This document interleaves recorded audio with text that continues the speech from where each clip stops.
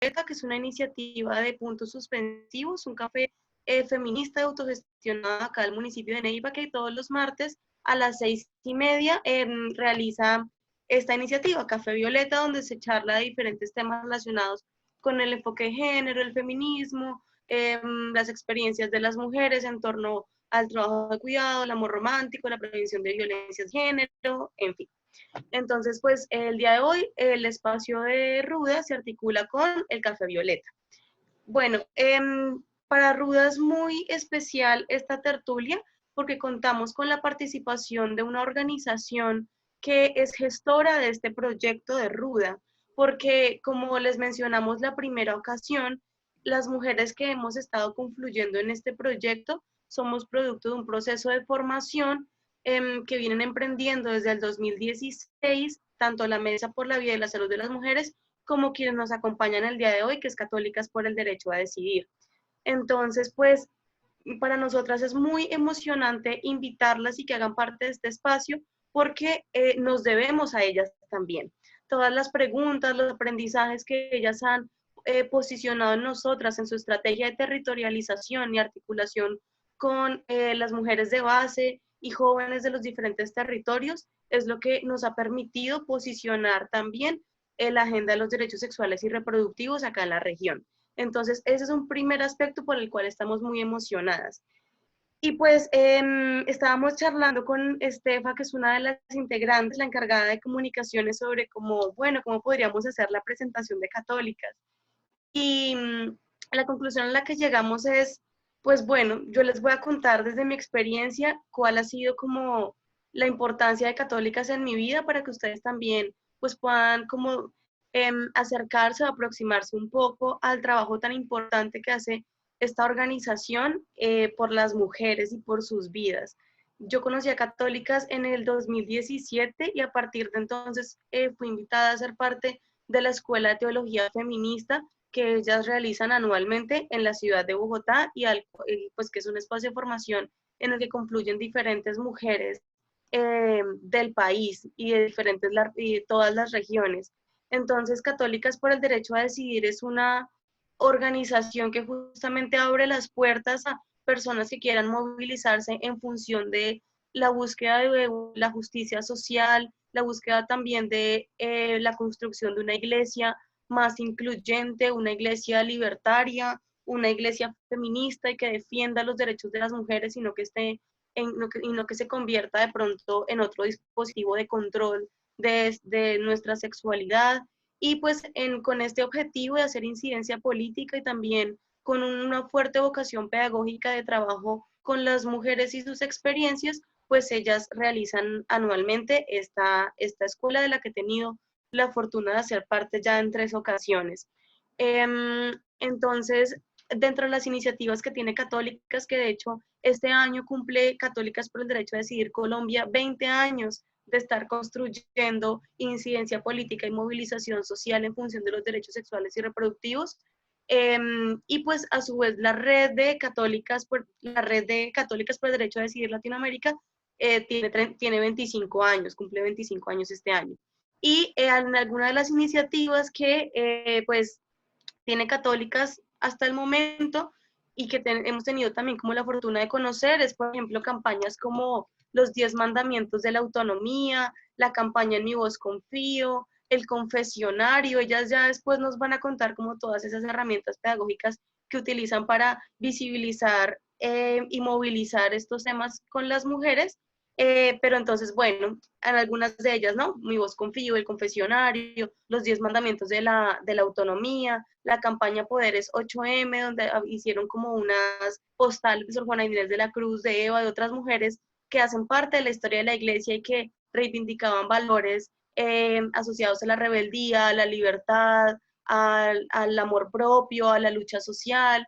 Entonces, bueno, pues así como a grosso modo, esta es la maravillosa organización que nos acompaña hoy en día y que para muchas mujeres es, como yo lo he mencionado en varias ocasiones, una luz al final de un túnel donde nos hacen pensar que nuestra herencia cristiana o católica no puede comulgar con el posicionamiento político como feministas, o como mujeres sexualmente diversas, o como mujeres por el derecho a decidir, que defienden, por ejemplo, el acceso a la interrupción voluntaria del embarazo. Entonces, sin más preámbulos y con toda la admiración y agradecimiento del mundo, les presentamos el equipo de Católicas por el Derecho a Decidir. Hoy nos acompañan Sandra Mazo, su coordinadora nacional, Stephanie Salazar, que es la encargada de comunicaciones, y Wendy Calderón, encargada de los procesos de formación. Bienvenidas, chicas.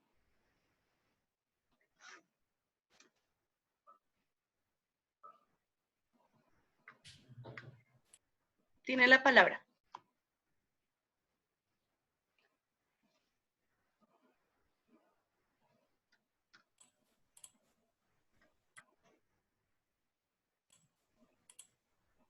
Buenas tardes, compañeras. Ya creo que sí las deja hablar, creo que tienen un lío con el micrófono y por eso no las han saludado. Espera, ya lo habilitamos. Para nosotras es un gusto que nos hayan invitado a este espacio y esperamos que tengamos una buena jornada hoy.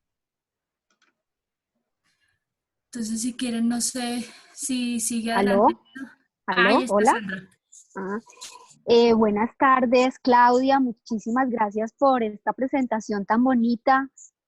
Para nosotras es un verdadero honor estar en este espacio. Reciban todas y todos un afectuoso y solidario saludo en un momento tan complejo y difícil como este que estamos viviendo desde el encierro en nuestras casas, donde sin duda se nos está confrontando un proyecto de humanidad. O sea, este modelo socioeconómico y cultural está confrontándose en un momento como estos, y donde la propia naturaleza y el medio ambiente nos reclaman con urgencia cambios trascendentales en nuestra forma de vida, de consumo y de estar también en el mundo. Queremos aprovechar para agradecer a la Red Huilense de Acompañamiento y Defensa de los Derechos Sexuales y Derechos Reproductivos por esta valiosa y oportuna iniciativa, y por supuesto por invitar a Católicas a ser parte de esta tertulia. Pues si bien Claudia ya hizo una presentación de nosotras, pero quiero complementar algunos aspectos que me parece clave antes de comenzar propiamente la reflexión. Para quienes no nos conocen, nosotras somos un movimiento feminista, laico. Está integrado por mujeres católicas que defendemos los derechos de las mujeres. Especialmente nuestra apuesta es por los derechos sexuales y los derechos reproductivos desde una perspectiva teológica feminista, desde la perspectiva de la justicia social, desde la defensa de los derechos humanos, desde la reivindicación por el Estado laico, la democracia y la ciudadanía de las mujeres en la sociedad y en las iglesias.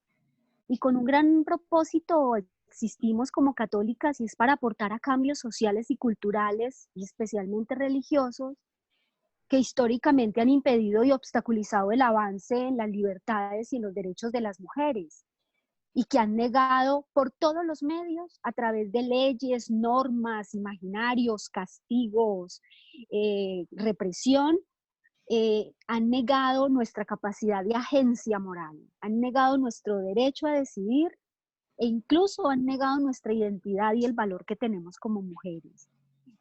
Para nosotras era muy importante señalar esto, porque esa es la sustancia y el sentido de ser católicas por el derecho a decidir. También contarles que hacemos parte de una red latinoamericana y del Caribe. Llevamos 25 o 26 años de existencia. Contamos actualmente con 11 grupos en 11 países de América Latina y el Caribe, con quienes compartimos los mismos objetivos, visión, misión, y sobre todo compartimos sueños de libertad y autonomía para las mujeres. Propiamente en Colombia, quiero señalar que llevamos 20 años de existir formalmente como organización. De hecho, ahora el 29 de mayo vamos a cumplir 20 años, esperamos invitarles. Caminamos, y nuestra existencia se debe a estar andando al lado del movimiento feminista, a las organizaciones de iglesia progresista, de movimientos sociales, grupos juveniles, sectores campesinos, afrocolombianos, indígenas, con población LGBTI. Trabajamos con educadoras formales y populares, estudiantes, con organizaciones de derechos humanos. Y todos aquellos espacios, nos reconocemos con todos esos espacios de resistencia social y popular que trabajamos sin descanso por la justicia social, la igualdad, la dignidad y por todos los derechos. No me voy a detener más a describir a católicas, pero quiero comenzar esta reflexión y contarles que hemos pensado como metodología de esta reflexión hacerla en compañía de dos grandes y valiosas compañeras del equipo de católicas, que son Stephanie Salazar y Wendy Calderón, con quienes hoy vamos a compartirles a ustedes algunas miradas y perspectivas sobre el tema de la culpa, un tema complejo, y es esa culpa que nos han impuesto como carga casi natural por el solo hecho de ser mujeres, y donde sin duda las religiones han tenido un papel primordial como guardianes y reproductores de estas culpas que se expresan en nuestro cuerpo, en nuestras mentes, en nuestros deseos, en nuestros comportamientos, y que cargamos, o sea, son culpas que cargamos como piedras y huellas, a veces incluso sin ser conscientes de que cargamos ese peso tan grande. En tal sentido, pues el propósito de esta conversación es provocarles algunas alteraciones, la verdad sí queremos alterarlas e indignarlas, porque queremos que nos acompañen y que acompañemos a muchas mujeres que aún tienen esas cargas y esas culpas. Y consideramos que es necesario que juntas intentemos desmitificar esas eternas y recurrentes culpas y transitemos algún día, ojalá no sea muy tarde, logremos transitar hacia estadios de libertad y autonomía. Entonces, como les dije, esta charla la vamos a hacer a tres voces. Por eso dejo hasta aquí este saludo y estamos muy felices, muy contentas de compartir este espacio con ustedes. Y las dejo con Estefa, que nos va a introducir en un aspecto muy importante de esta conferencia. Bueno, muchas gracias por la apertura, San, y pues a las compañeras que nos han dado esta oportunidad para trabajar este tema. Entonces, pues yo les voy a hablar un poco de ese origen de la culpa, que es una pregunta casi que personal. ¿De dónde viene ese sentimiento de culpa como mujeres? ¿De dónde viene ese lugar de la culpa histórico desde el cristianismo, pero también desde muchos otros lugares de la experiencia religiosa, que no solo se reducen pues a preguntarnos en qué momento nos empezamos a sentir culpables por nuestras acciones, ¿no? ¿Cuál es el efecto final de la culpa y por qué ha sido un instrumento de la experiencia religiosa para tener un impacto, por decirlo así, y puntualmente en el marco de derechos que estamos hablando en la vida y la sexualidad de las mujeres? Entonces, pues para empezar esta conversación, creo que la culpa es nuestro, como ese ruido que nos hace todo el tiempo la conversación en nuestras vidas. Y yo quería devolverles una pregunta, y es, ¿por qué nos sentimos culpables? ¿Qué es eso que nos carga el cuerpo, la vida, el alma, y que generalmente nos hace pensar que estamos haciendo algo mal? La culpa viene como un temor a una consecuencia. Entonces, ¿por qué la experiencia religiosa es muy importante en esta situación? Es porque sabemos que hay alguien omnipotente y omnisciente que está viendo lo que nosotros estamos haciendo, que consideramos correcto o incorrecto, y en la medida que ese canon moral se amplía o se reduce, pues tenemos miedo de las consecuencias en cierta medida y sentimos culpa. Entonces, en esa pregunta de sentirnos en esa pregunta de dónde viene y por qué, pues nosotras como mujeres hemos recibido muchísimas cargas, muchísimas culpas. Entonces, lo que yo quería proponer hoy en la conversación, que quiero ser muy concreta para poderle dar paso a toda la conversación con todas las personas que están participando, es siempre se nos ha dado la carga de la culpa, del pecado, que tenemos dos lugares como mujeres en el que hay que existir, en la santidad o en la promiscuidad, por decirlo así. Entonces, ni santas ni putas, que ha sido como también un ícono de la lucha feminista, pero que nos pone en un lugar desde católicas por el derecho a decidir, y es cómo hacemos para deconstruir la culpa cristiana que se ha instaurado en los cuerpos de las mujeres, que no solo viene de afuera, sino que vive y habita en nuestros cuerpos. ¿Cómo hacemos para poder liberar nuestras creencias para que no sean un peso, sino todo lo contrario, sean un aliento, sean comprensivas y no sean toda esta carga negativa que hemos asociado al ejercicio de nuestra sexualidad? Yo me imagino que cuando les boté la pregunta de por qué se han sentido culpables, hay muchísimas cosas que vienen a nuestra cabeza, pero sobre todo por, sobre nuestro cuerpo y nuestra sexualidad, y desde el cristianismo, todo empieza con Eva. Entonces, el pecado original. Nosotras somos las culpables, valga la redundancia, del pecado original. Entonces, desde ahí, desde el inicio, todo empieza mal para nosotras. Eva es la culpable que hayamos perdido el Edén. Eva es la culpable que el pobre Adán, pobrecito él, sin conciencia y tan débil de espíritu, se deja seducir por Eva y pierde el paraíso. Y a partir de ahí, de la desobediencia, viene la culpa, ¿no? Y además de eso viene el castigo. El castigo es que el hombre es desterrado y la mujer es desterrada del paraíso, y además de eso van a tener que trabajar para proveer el pan y van a parir sus hijos con dolor. Ahí todo empieza mal, ahí todo empieza mal y empieza a cargar. Y si miran ustedes, desde el Antiguo Testamento hasta el Nuevo Testamento, las mujeres suelen ocupar lugares de desgracia. Entonces, miren a Sansón y a Dalila, miren la esposa de Job, que es una de las más famosas porque lo abandonó cuando todo se estaba yendo al infierno.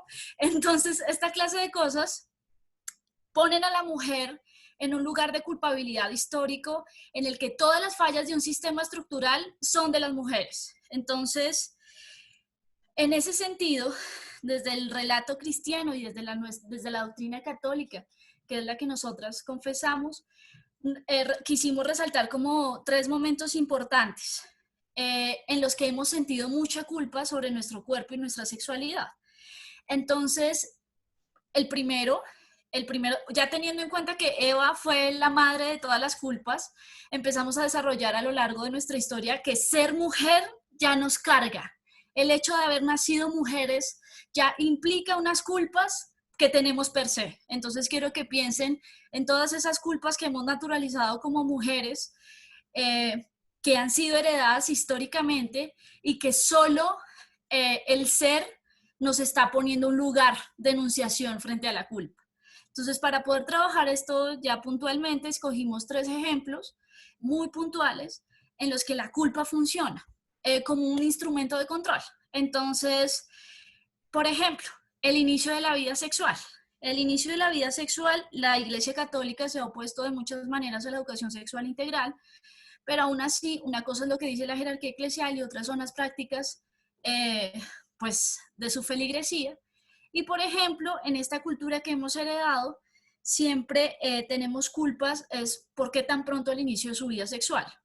Entonces ahí de una vez se viene la culpa de usted es una promiscua, de ser responsable, usted no sabe lo que quiere, usted no puede tomar decisiones sobre su cuerpo, que es un poco lo que estaba diciendo Sandra al principio sobre la agencia moral. Desde ahí, desde el cuestionamiento a nuestras decisiones, empieza a moverse ese piso de la autonomía y a minar con la culpa la capacidad que tienen o que tenemos para tomar decisiones sobre nuestra vida. Entonces, en ese inicio de la vida sexual, ¿por qué tan pronto? Que me imagino que les han hecho esa pregunta. ¿Por qué no ahora? Es decir, ¿qué está esperando? ¿Por qué no quiere empezar ahora si todo el mundo lo hace? Que es esa presión adolescente incluso. O si alguien, por ejemplo, es asexual abiertamente y no quiere, no tiene ningún interés, también recibe una presión. ¿O por qué tan tarde? ¿Por qué se demoró tan tarde? Entonces, lo que decíamos antes, si es muy temprano, es muy puta. Y si es muy tarde, entonces es muy morronga. De todas las maneras posibles. nuestras decisiones sobre nuestro cuerpo están siendo juzgadas. Entonces miren en el inicio de la vida sexual cómo se manifiesta. El segundo lugar que queríamos hablar es esa elección de la pareja. Entonces, primero, ¿por qué él? Habiendo ¿por qué ese? Yo no sé, mi familia es paisa. Las familias paisas suelen ser muy criticonas. Ahí sí no hay familias paisas criticonas, me disculpan, pero la mía lo es. Entonces, siempre hay un juicio sobre las parejas de las hijas y de los hijos, ¿no? En general. Entonces dicen, ¿por qué ese es galamido? ¿O por qué ese muchacho es tan maluco? ¿O por qué todo el tiempo? Entonces, primero porque no tienen pareja, entonces que para cuándo el novio, que es la pregunta clásica de las tías, ¿para cuándo el novio? Si lo tiene, que por qué ese y no otro. Si tiene novio, y en lugar, por ejemplo, de tener una novia, que como así que novia, si usted es mujer, o por ejemplo, porque tiene un solo novio toda la vida, si la vida es para disfrutar, o en su contrario, porque tiene tantos. A lo que queríamos llegar con esto un poco es que miren cómo la elección de la pareja tiene tantas preguntas que en todas nos cargan de culpas. Entonces, en ese sentido, pues es muy importante. Estoy leyendo el chat y les ha pasado, me parece muy bien. Entonces, esa elección de pareja también se vuelve un reto. Miren que como que para ser mujeres no hay escapatoria sobre nuestras decisiones. Al parecer, en esta tradición judeocristiana que hemos heredado, en la que las mujeres nos están presionando todo el tiempo para que tomemos decisiones sobre nuestro cuerpo y nuestra sexualidad, entonces, si las tomamos, ¿por qué ahora? Si no las tomamos, entonces, ¿por qué se está demorando tanto? Y ahora vamos a la maternidad elegida. Por ejemplo, si no queremos ser madres. Entonces, si no queremos ser madres, hay toda una carga de juicios y una carga cultural que dice que nuestro único fin es ser madres, ¿no? Ya más adelante Sandra les va a contar sobre la teología feminista y cómo revertir toda esta clase de argumentaciones, pero miren el impacto que tiene esto. Entonces, el impacto no solo es no poder decidir si quiero ser o no madre, sino la capacidad de elegir sobre mi cuerpo para poder decidir sobre la maternidad. O la otra opción, que es cuando yo elijo ser madre y entonces dicen, pero ¿cómo así? Si usted es tan joven, o ¿por qué quiere tener tantos hijos? Pero ¿por qué uno solo no le va a dar un hermanito? ¿Y para cuándo la parejita? ¿Y por qué tan seguidos? Y así sucesivamente. Y después de que la maternidad es un sí activo, como el de María cuando fue consultada para ser madre, ahora que pasó Semana Santa tenemos fresquitas las historias de Semana Santa, pero sobre todo miren cómo en diferentes lugares de nuestro ejercicio de los derechos sexuales y reproductivos tenemos cuestiones que nos cargan de culpa, que no importa cuál sea el camino que recorramos, siempre hay algo que nos tienen que decir por el hecho simple de ser mujeres. Entonces, ese cuestionamiento a la decisión de la capacidad de tomar de las mujeres en relación con su vida y su proyecto de vida, también tienen un sustento religioso. De hecho, miren que Paulo escribe, si no estoy mal, alguien me puede corregir ahí, el que decía que la mujer debía sujetarse al hombre porque el hombre era cabeza y no cola, ¿cierto? Y así sucesivamente. Pero en el Génesis tenemos que Adán y Eva, cuando pues la creación dice, la saco de la costilla para que sea su igual, no de la cabeza para que sea superior, ni de los pies para que sea inferior. Pero si ustedes ven en el Nuevo Testamento y una parte más adelante, hay varias afirmaciones que hacen dudar que las mujeres tengan capacidad para tomar decisiones.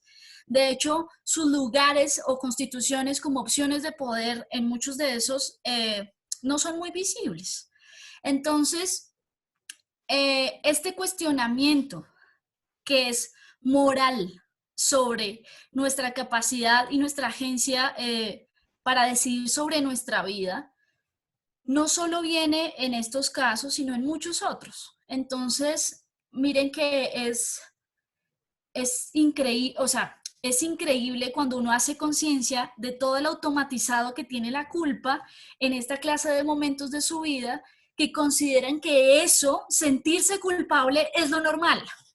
Que sentirse culpable por ejercer su sexualidad libremente es lo normal, que sentirse culpable por disfrutar de sus parejas sexuales, por disfrutar del sexo, incluso el placer como un derecho, también culpabiliza a las mujeres.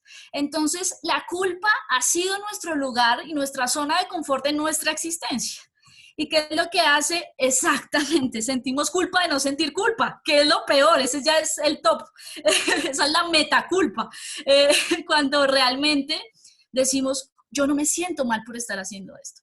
Y claro, es cuando empiezan a chocar nuestras creencias con nuestros deseos, con nuestros derechos, y ahí es donde hacemos todo un ejercicio crítico de nuestras creencias para decir, mi religión, mi experiencia religiosa no puede ser una carga sobre mis hombros para ejercer en libertad mi sexualidad y decidir sobre mi reproducción, si quiero o no quiero ser madre. Entonces, con esa discusión en punta es cómo cuestionamos esas creencias religiosas que nos están imponiendo cargas sobre nuestros hombros, que nos hacen sentir de forma natural que esa es la única manera de ser en el mundo, y cómo la teología feminista, que ya le voy a dar paso a Sandra, empieza a construir una nueva ruta de resignificación de las creencias, precisamente para no sentir culpa por no sentir culpa o todo lo otro que hemos conversado. Entonces creo que hasta aquí voy yo y muchas gracias y le doy paso a Sandra.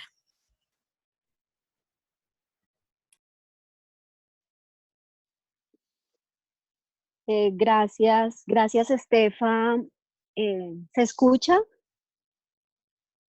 Sí, Sandra, Perfecto, San, se escucha ¿Aló? perfecto. ¿Sí, sí se escucha? Sí, perfecto, San, se escucha perfecto. Perfecto. Pues continuando, gracias. Continuando con los aportes que Estefan y la mirada y el panorama que Estefan nos está dando, yo simplemente quiero sumar algunos elementos a esta reflexión y sobre todo a esta provocación, partiendo de lo que para Católicas por el Derecho a Decidir han sido estos 20 años, eh, identificando desde la teología feminista todos los elementos de la culpa y cómo apostamos a desmitificarla desde una propuesta concreta e intencionada que está basada en la defensa fundamentalmente de los derechos sexuales y los derechos reproductivos, con el fin de resignificar el valor que tiene la sexualidad, el placer, el deseo, el cuerpo, la autonomía, como pilares necesarios en el ejercicio legítimo del derecho a decidir de las mujeres.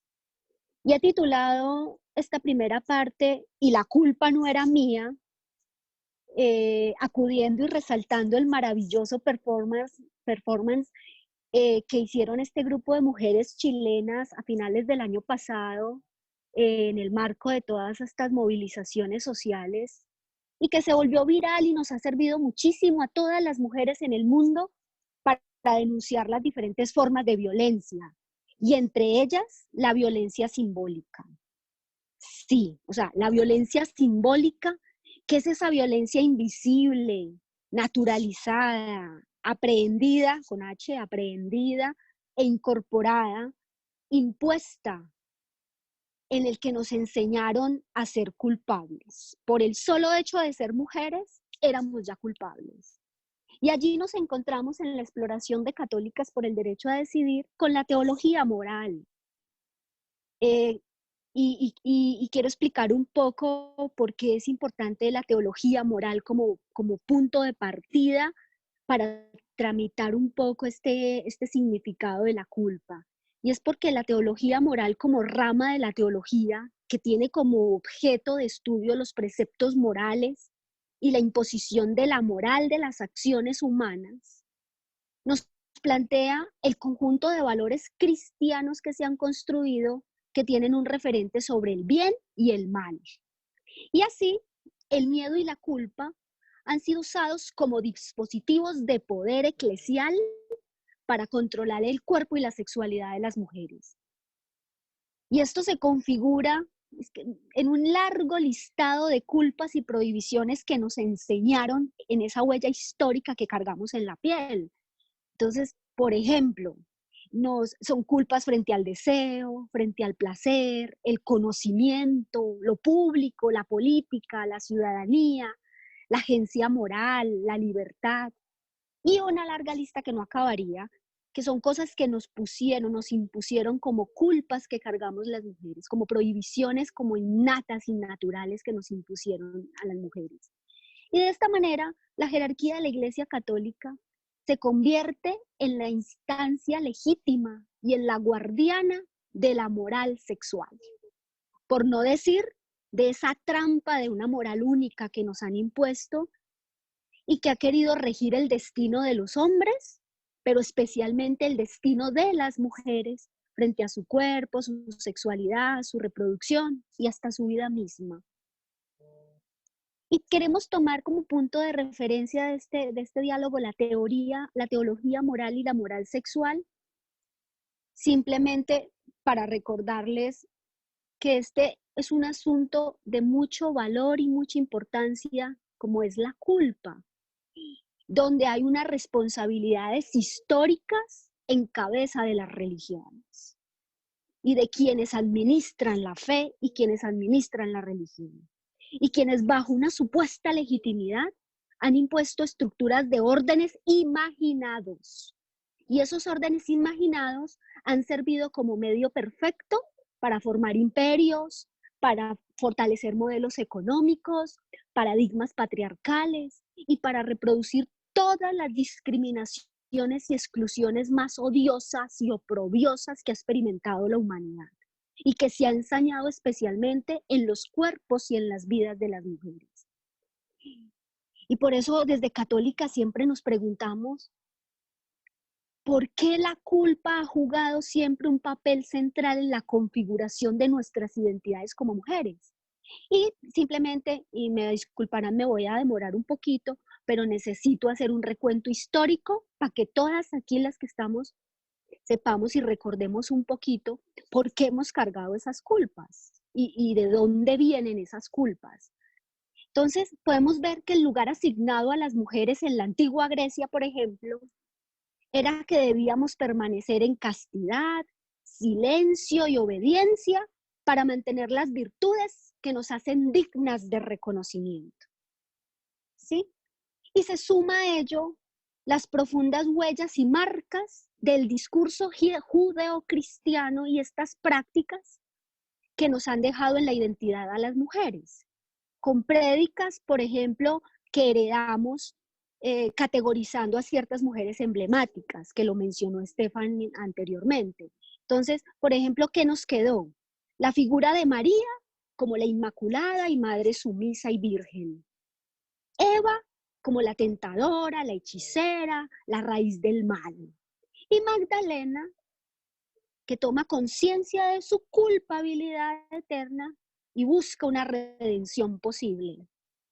Y así, desde el comienzo del cristianismo, vemos cómo se va evidenciando cada vez y se va profundizando una aversión a la sexualidad, y especialmente a la sexualidad femenina.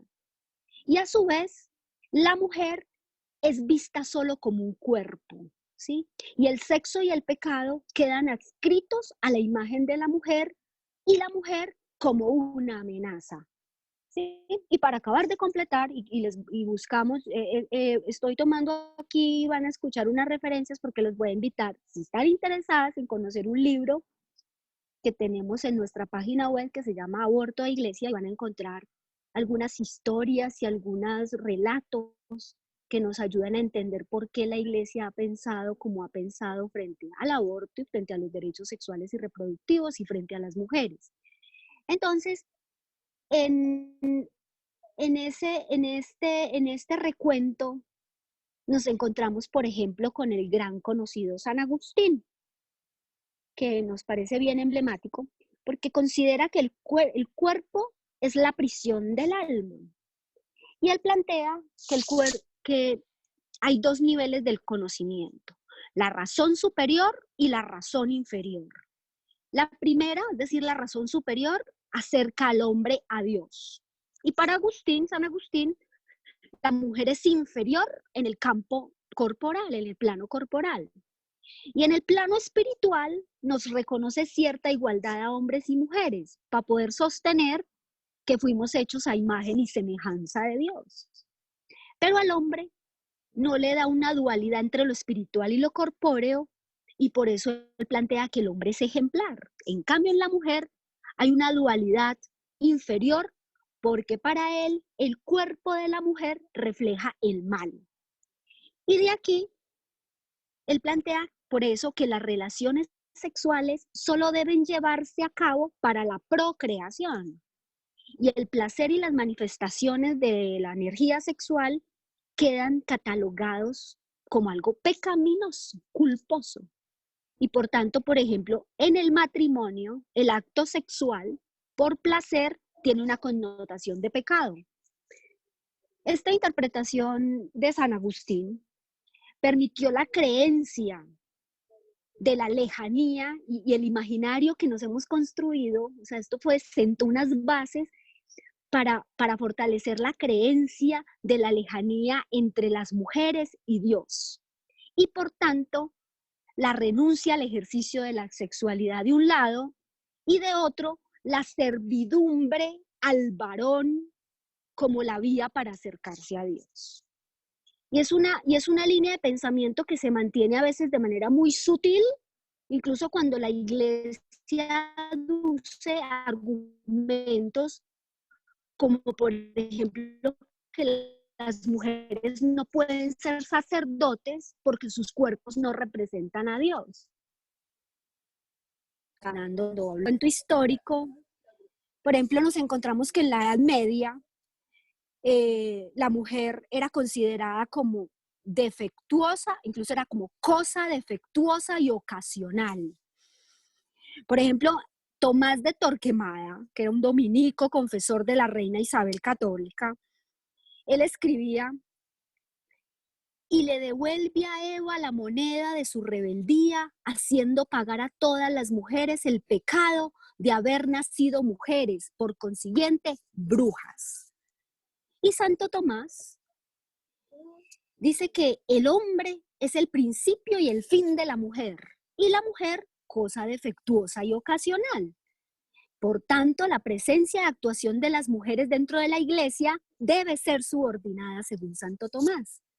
¿Y por qué? Porque la enseñanza dentro de la institución eclesiástica es para los prelados y no para los subordinados. Y aquí va esta perlita histórica para que no se nos olvide. Y es que Santo Tomás decía que en el caso de los nacimientos siempre deberían nacer varones, pero debido a circunstancias muy desfavorables no se cumple y nacen mujeres que son varones fallidos. O sea, las mujeres somos varones mutilados según Aristóteles, lo cual es un defecto. O sea, las mujeres somos un defecto que no corresponde a la intención de la naturaleza.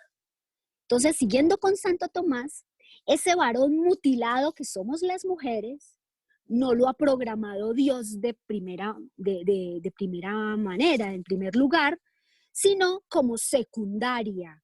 Y por eso es que la mujer está destinada a la procreación. Y el alma del varón cae de su elevada altura al contacto con la mujer y queda esclavo de una esclavitud amarga. Entonces, con este planteamiento de Santo Tomás vamos viendo y vamos entendiendo, y de San Agustín vamos entendiendo toda esta carga también histórica de la designación que nos han dado a las mujeres. Y nos vamos a ir más adelante, en la Edad Media, que se desprecia el cuerpo de la mujer por considerarlo una cárcel para el alma. Y el cuerpo femenino era visto como una tentación satánica, ¿sí?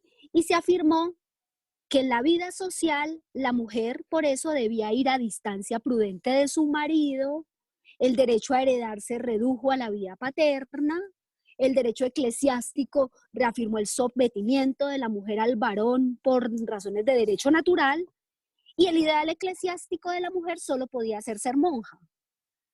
Esto con la Edad Media. Nos vamos al Renacimiento, donde es este tránsito entre las tradiciones y hacia el mundo moderno, y sin embargo fue la presencia de la ejecución de más de 100.000 mujeres consideradas brujas en Europa, ¿sí?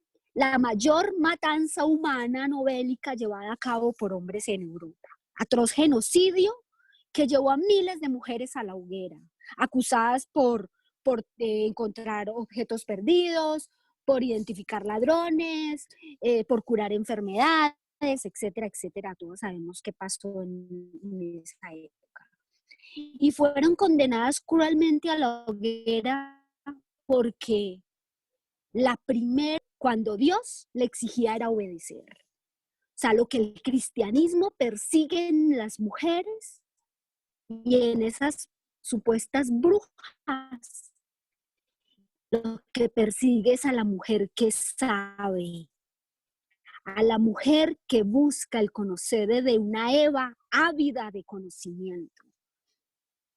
Y así luego, me voy a dar un salto, se abre la idea de la familia como la base del Estado moderno, de esa institución familiar que espera la estabilidad y la importancia para desarrollar la vida privada y pública.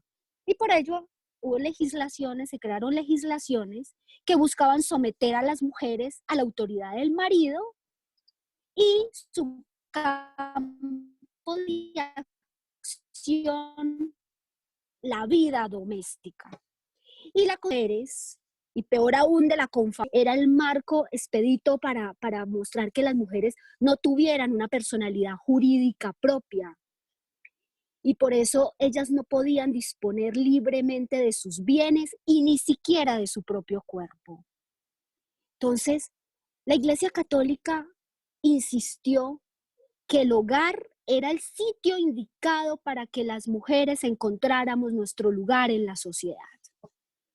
Y así encontramos, por ejemplo, que el Papa León XIII, afirmaciones de él como, por ejemplo, que las mujeres deben someterse con obediencia casta y fiel a sus maridos, no para la satisfacción del deseo, sino para la reproducción del género humano y para la vida en común dentro de la familia.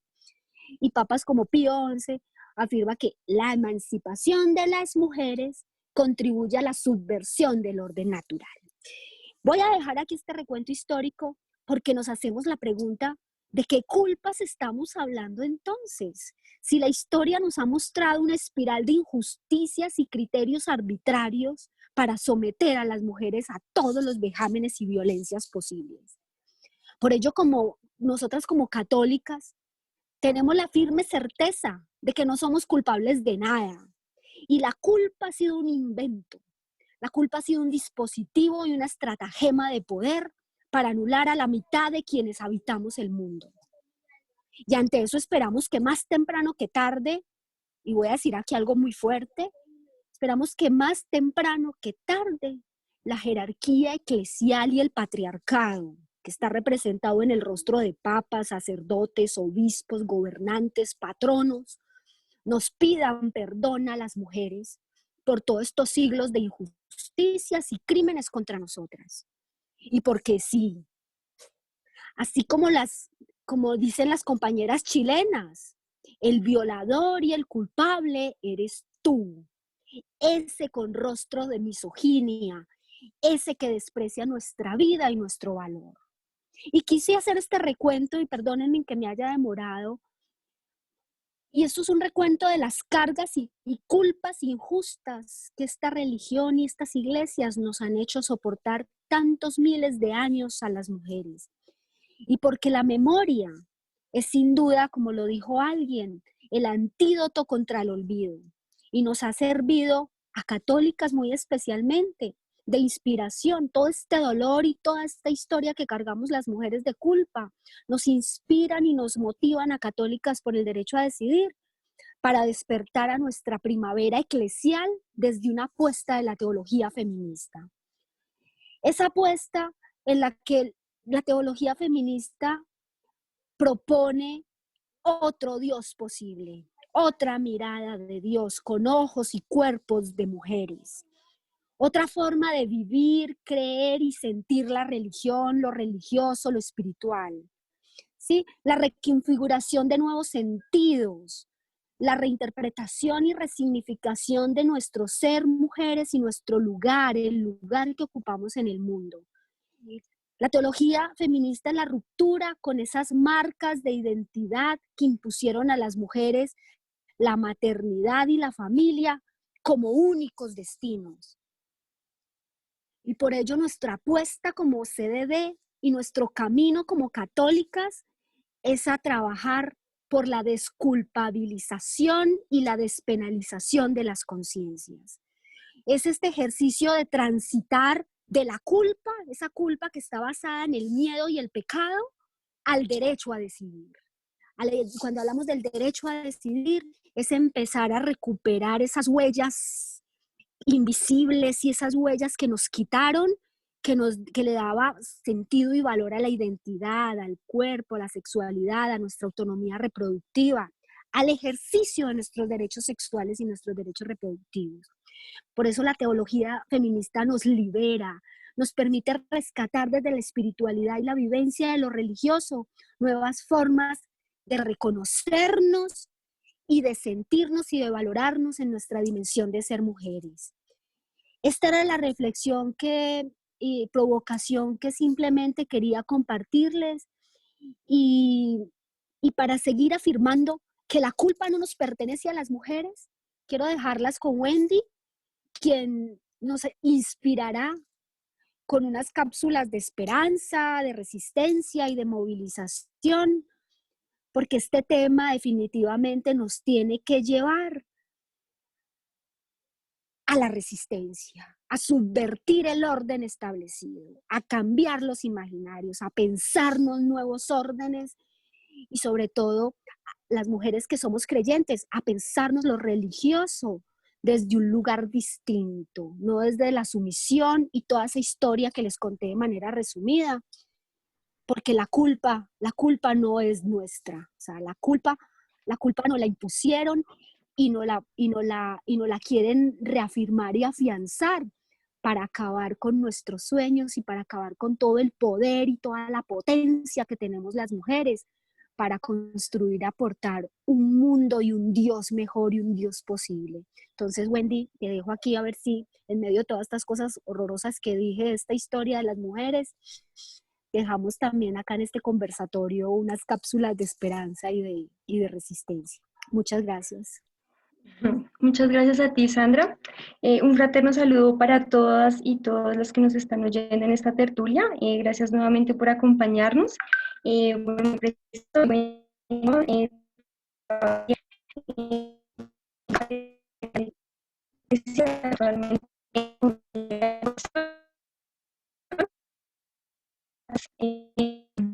algunas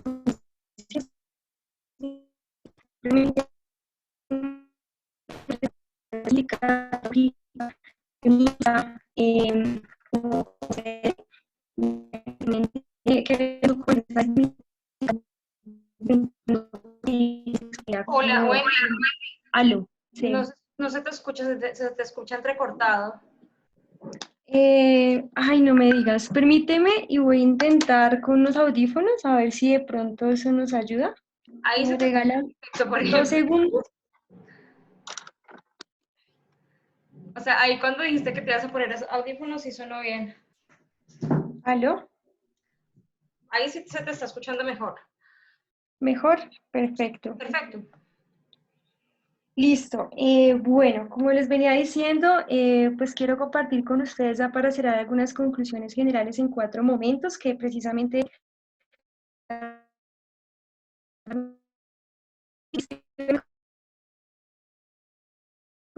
que nos han impuesto desde nuestros cuerpos y la sexualidad de nosotras las mujeres.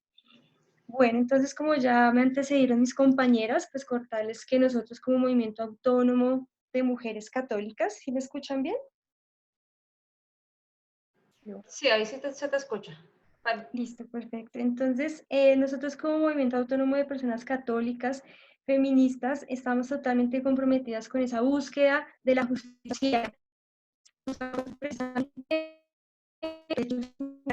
Para hacerlo desde una perspectiva de género y con ese fin, pues nosotros nos planteamos varios retos, que es primero la transformación sociocultural de valores, ¿sí? Nuestra apuesta teológica como una nueva perspectiva también de creer, de reivindicar nuestra espiritualidad.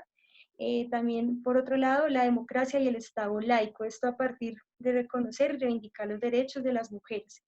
Entonces, sin más preámbulo, pues aquí como vemos, cuando hablamos de transformación sociocultural, es importante, aquí quiero citar a María López Vigil.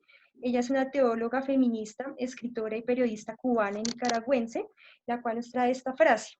Dice, la creencia religiosa más extendida y arraigada es que debemos sufrir para agradar a Dios, para salvarnos. Detrás de esta idea perversa hay mucha represión, mucho dolor innecesario, mucha violencia aceptada sumisamente, muchas cruces cargadas y soportadas. Entonces esto nos permite darnos cuenta de cómo quienes sufrimos culturalmente más dentro de la sociedad que hemos construido somos nosotras las mujeres. Y pues para poner un ejemplo es también cómo nos han impuesto la idea de la maternidad impuesta como una obligación social. Desde ahí cuando hablamos de los cambios socioculturales, estamos partiendo también de esos cambios también a nivel de cómo concebimos la religión, ¿sí? Precisamente porque está evidenciado que parte del problema radica en el papel de las instituciones como la Iglesia Católica, que precisamente imponer estereotipos de género, reproducir el paradigma de la maternidad como el destino último privilegiado que se debe a su sin importar su edad, ni siquiera tampoco contemplar las condiciones de cómo se produce este tipo de embarazos. Entonces aquí es clave que para poder llegar y seguir avanzando dentro del movimiento de las mujeres, que podamos dar un cambio de paradigma a la hora de qué valores reivindicamos, cuando muchos de estos pues están mediados por el control, por la culpa, por el miedo. Otra apuesta que tenemos muy importante es nuestra apuesta teológica. En esta nosotros, digamos, como bien nos contaba Sandra, aquí pues cito otra frase de Teresa Forcades, una monja benedictina feminista. Ella nos dice lo siguiente: las mujeres son las testigos privilegiadas del fundamento de nuestra fe. Son estas las que de manera desafiante y decidida hacen propio el camino trazado por Jesús. Sin la vida digna y justa de las mujeres, el proyecto de Jesús no es posible. Entonces aquí vemos cómo se le apuesta precisamente a otro paradigma también de la espiritualidad, de que sí es posible hablar de ser católica y de ser feminista, que no son términos netamente contradictorios, que sí es posible reivindicar otra perspectiva, que también como mujeres somos muchas, somos distintas, no solamente desde nuestras historias personales, sino que también desde nuestras distintas maneras de creer en Dios y en Jesucristo.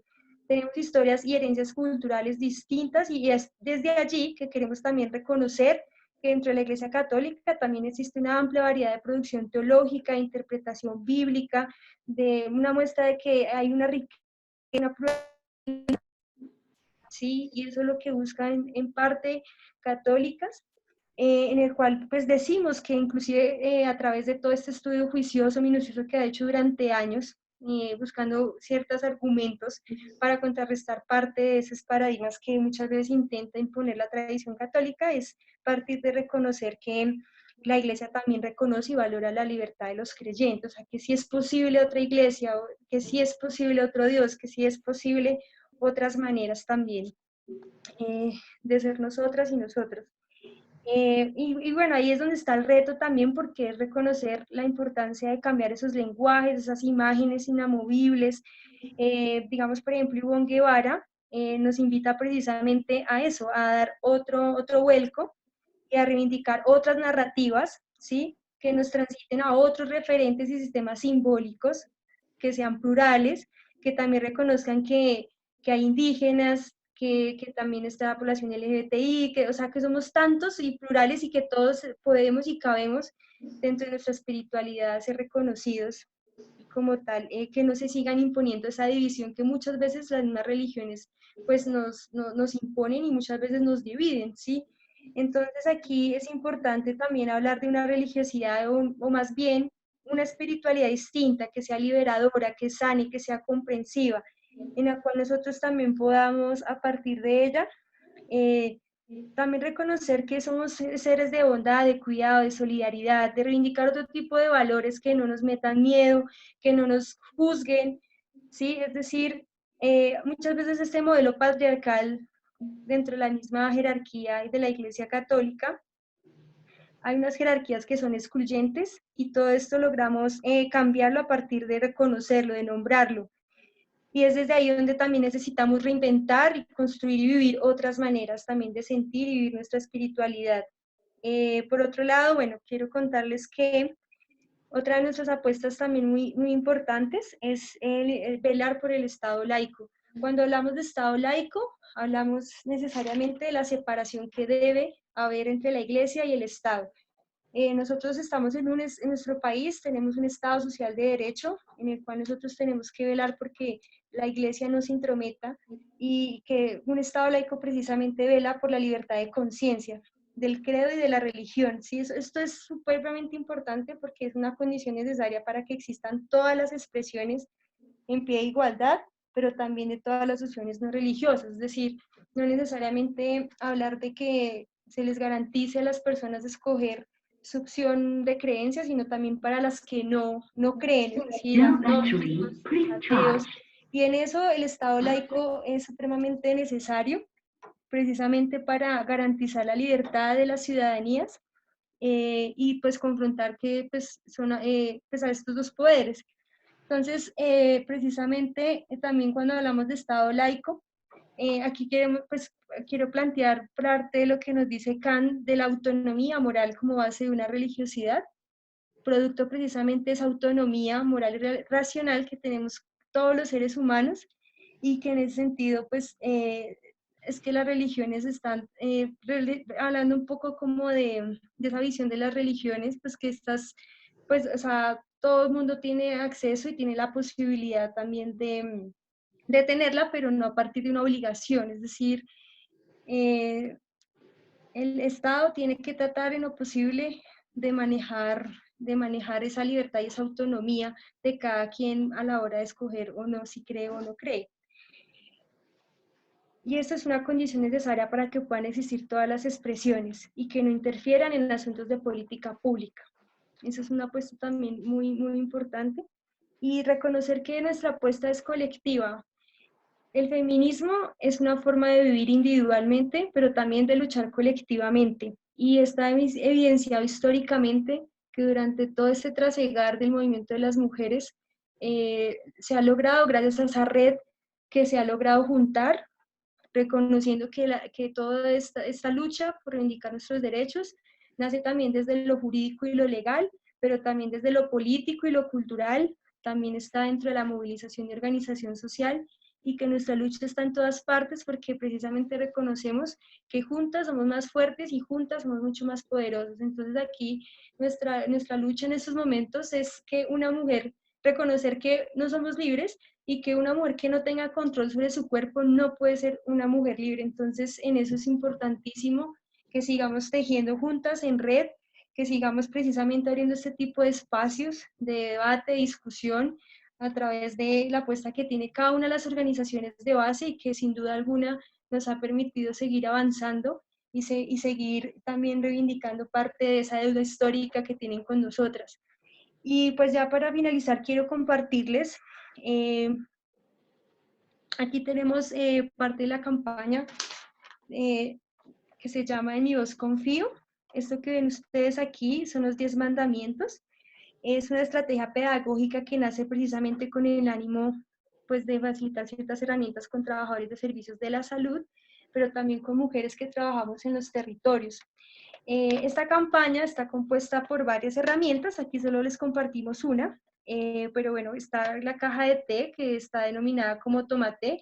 Es una cajita en la cual pues está compuesta por varios sobrecitos de té, precisamente como de una manera simbólica para que estos prestadores de salud intenten darse un espacio y un momento para reflexionar sobre su quehacer. Es decir, que al momento de tomarse ese té digan, bueno, yo como desde mi quehacer como prestador de la salud estoy realmente viendo a esa mujer o a esa persona que viene a visitar y que de cierta manera se le tiene que garantizar un derecho cuando se trata sobre su cuerpo y cuando se trata de tomar decisiones. Por otro lado, otra herramienta que queremos compartirles es el confesionario, en el cual pues las mujeres que han participado se les indica que se van a encontrar al frente de la persona en que más pueden confiar y que pues en la que más pueden, digamos, desahogarse, y pues curiosamente muchas de estas mujeres creen que se van a encontrar con un sacerdote, y resulta pues que cuando ellas tienen la oportunidad de ingresar, se encuentran es con un espejo. Entonces el mensaje que intentamos evocar con esto es precisamente hacerle a las mujeres que no hay nadie más en quien ellas más puedan confiar que en ellas mismas, que nosotras como mujeres tenemos, sí, que creer en nosotras mismas, y que es volver a confiar en nuestra voz interior, y que no tenemos por qué siempre depender de un tercero para tomar decisiones sobre nuestros proyectos, sobre nuestras vidas, sobre nuestros cuerpos y también sobre nuestra sexualidad. Y ya por último, pues está esta herramienta de los 10 mandamientos, que busca precisamente reforzar la autonomía de llevar una vida libre de culpas y remordimientos. Son 10. De pronto aquí no nos alcanzamos a ver, yo sí quisiera pronto mirar si está cada uno descrito. Digamos que pues no quiero detenerme un poco como en nombrarlos todos, pero sí quiero mostrarles así rápidamente. El primero que dice: dirás no cada vez que quieras y sientas necesidad de decirlo. El segundo mandamiento, sí, creo que ahí están todos, ¿verdad? Están cada uno de los 10. Ahí está el primero. Podemos bajar eso. Muchas gracias. El segundo nos habla de tendrás confianza en que tus decisiones son responsables, libres y moralmente válidas. Y bueno, simplemente quiero compartirles uno de los que más me llama la atención y que me gusta compartir mucho, que es el número 10.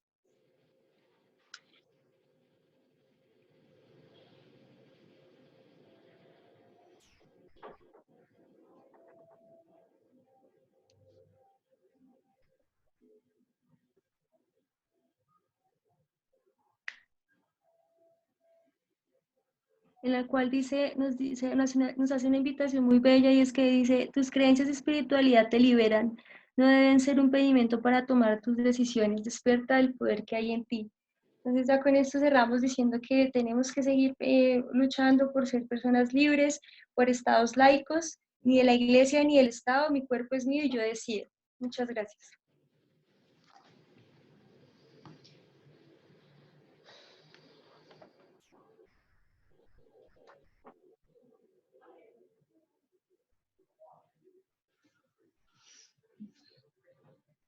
Bueno, muchas gracias a las compañeras de Católicas por el Derecho a Decidir.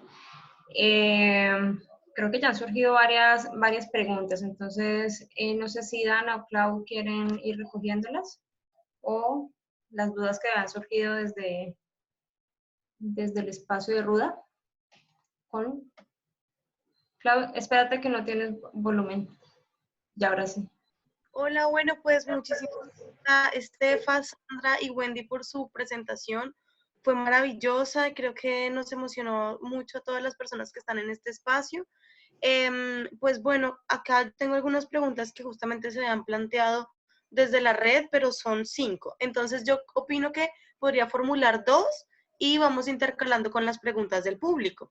¿Listo? Entonces, Dana, ¿te parece? Yo leo estas 2 y tú entonces empiezas a administrar la palabra, pues a leer las preguntas que han planteado en el chat.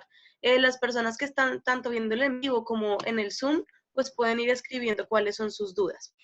Bueno, entonces, chicas, las 2 preguntas que quisiéramos plantear desde Ruda en este momento es, primero, justamente si históricamente la religión ha significado o ha operado como un mecanismo de control social sobre las personas en general, pero en este caso estamos hablando específicamente sobre los cuerpos de las mujeres. ¿Cuál es el proyecto de iglesia planteado desde la teología feminista? Esa es la primera pregunta. El proyecto de iglesia planteado desde la teología feminista. Y, perdón, ahí me permito enlazarla con una del chat, donde escribieron que no entendían mucho lo de crear un Dios. Entonces creería que se podría como recoger también en esa pregunta. Sí, claro, perfecto. Y bueno, la segunda pregunta que pues vamos a irlas dando dosificadas, que tenemos es, ¿por qué es importante la defensa del Estado laico en la defensa de los derechos sexuales y derechos reproductivos? ¿por qué para las organizaciones, movimientos y personas que promueven la garantía y el ejercicio de los derechos sexuales y reproductivos debe estar en sus agendas la defensa del Estado laico? Entonces, esas serían las dos preguntas y pues vincularla con lo que hace la compañera también.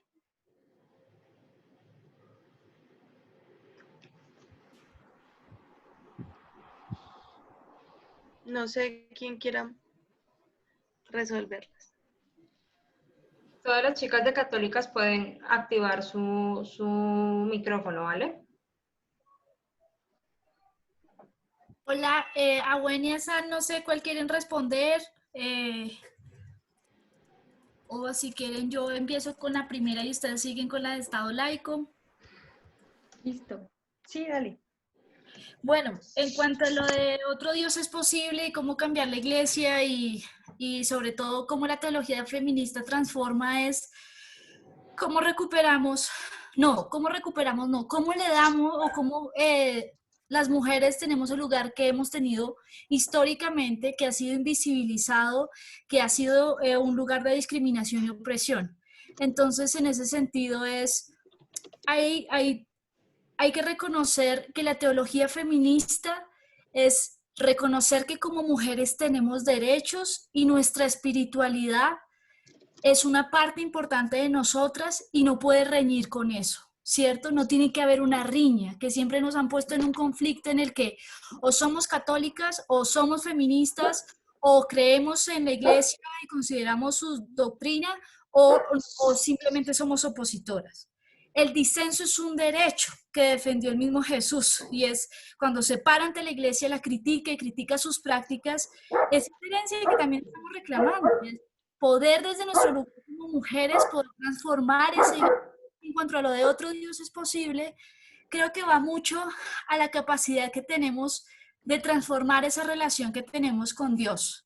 Sí, ese Dios que nos lo han hecho ver como un hombre blanco, ¿cierto? De ojos claros, en un imaginario casi hollywoodense, y luego nos imaginamos un gran Dios de barba blanca, gigantesco, que no tiene acceso a nosotros, que no nos habla, y que aparte de eso es como el ojo de Sauron, el del Señor de los Anillos, que nos está persiguiendo, pues, a ver qué es lo que estamos haciendo mal, cómo lo estamos haciendo de mal. Entonces, este Dios hostigador, castigador, perseguidor, violento, que está a la expectativa de qué estamos haciendo mal, es precisamente de eso, de cómo hacemos para pensar otro Dios posible, un Dios amoroso, un Dios bondadoso, misericordioso, que acompaña nuestras decisiones. Es que no podemos creer en un Dios que persiga la mitad de su creación, ¿no? Es como que persigue las decisiones sobre su cuerpo.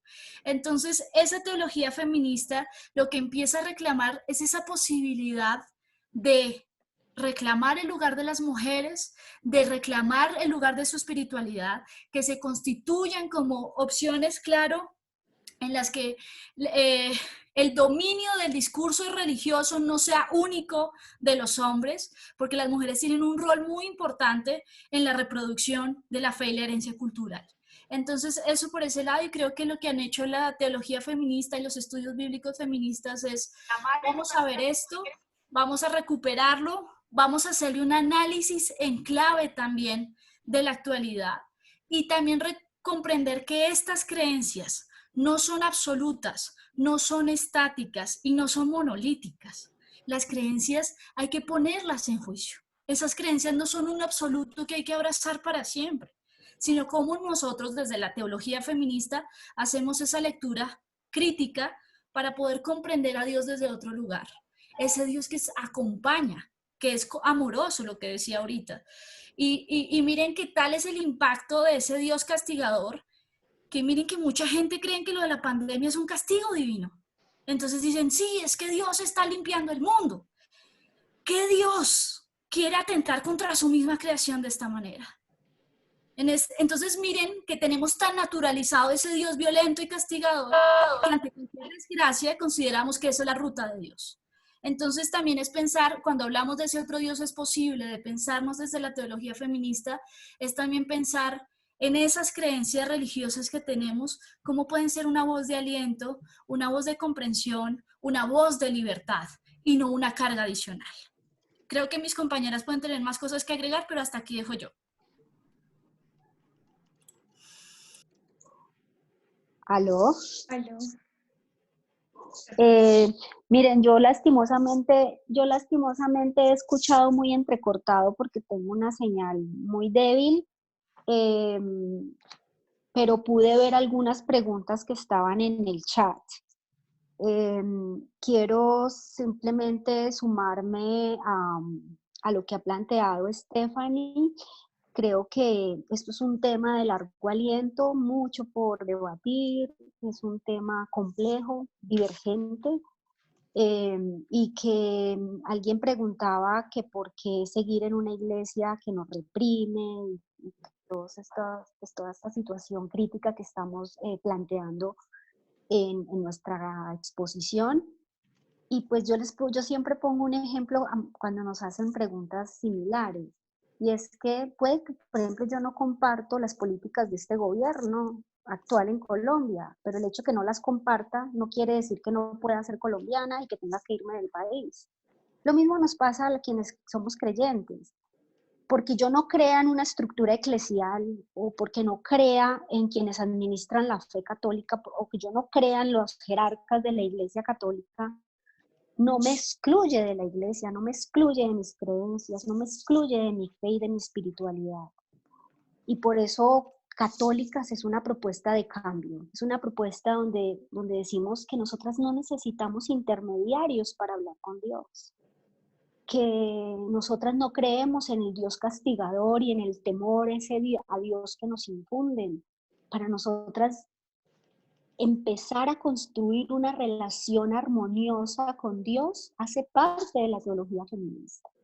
Y empezar a deconstruir esa imagen del Dios masculino, el Dios macho, el Dios de temer, de vigilar y de castigar, es parte de esta apuesta de católicas. Y sí se puede. Incluso desde varias teólogas feministas se ha propuesto que incluso se puede construir otra Biblia, se puede construir otros libros sagrados, se pueden construir otras teologías morales, se pueden hacer otras interpretaciones de la fe. Y esa es la apuesta por construir. La iglesia no es esa jerarquía, la iglesia somos todos y todas pueblo de Dios, somos parte de esta iglesia. Y que no nos gusten sus gobernantes, eso no quiere decir que nos tengamos que salir. Por el contrario, lo que necesitamos es que quienes gobiernan la iglesia, quienes la administran, cambien y se modernicen y empiecen a escuchar lo que la feligresía quiere. Por ejemplo, es el colmo hoy tener todavía una estructura eclesial que prohíbe los métodos anticonceptivos artificiales. Una iglesia que todavía está hablando de que hay que planificar con la abstinencia o el método del ritmo. Eso no cabe en ninguna cabeza de una mujer joven o de un hombre joven. Entonces, Católicas lo que propone es un diálogo con esta jerarquía y con la propia feligresía católica, donde podamos construir una iglesia distinta, de la iglesia que nació católica. Nosotras nacimos de la teología de la liberación. Nosotras nacimos de la justicia social, nosotras nacimos de la opción preferencial por las pobres y los pobres.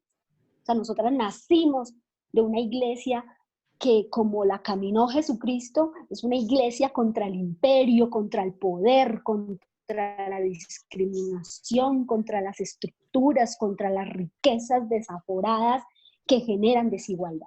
Esa es la iglesia que Católicas por el Derecho a Decidir camina y desde la cual no nos vamos a salir y vamos a seguir haciendo resistencias porque sí, otra iglesia es posible, sí, otra forma de construir lo religioso es posible y porque sí, otro Dios es posible, un Dios misericordioso, un Dios solidario y un Dios que no nos castiga, un Dios que nos acompaña cuando decidimos no tener hijos. Si no los queremos tener, Él nos acompaña y nos ayuda a tomar esas decisiones. O sea, un Dios que sabe que toda decisión que toma una mujer la toma como agente moral, que la toma desde la conciencia y que la toma desde lo más sentido de nuestra responsabilidad, con una ética de la vida, con una ética del cuidado, con una ética del amor al otro y a la otra.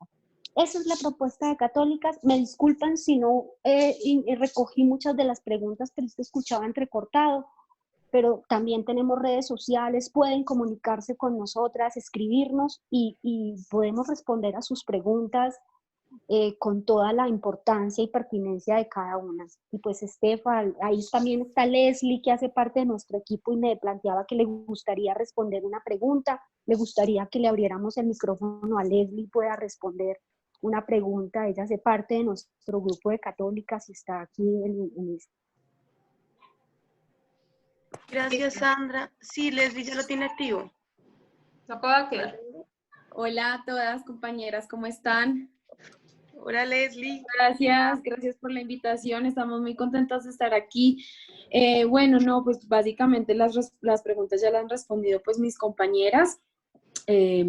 Para terminar, pues yo solo quería decir que bueno, que igual es más fácil salirse, ¿no? Muchas veces de la iglesia.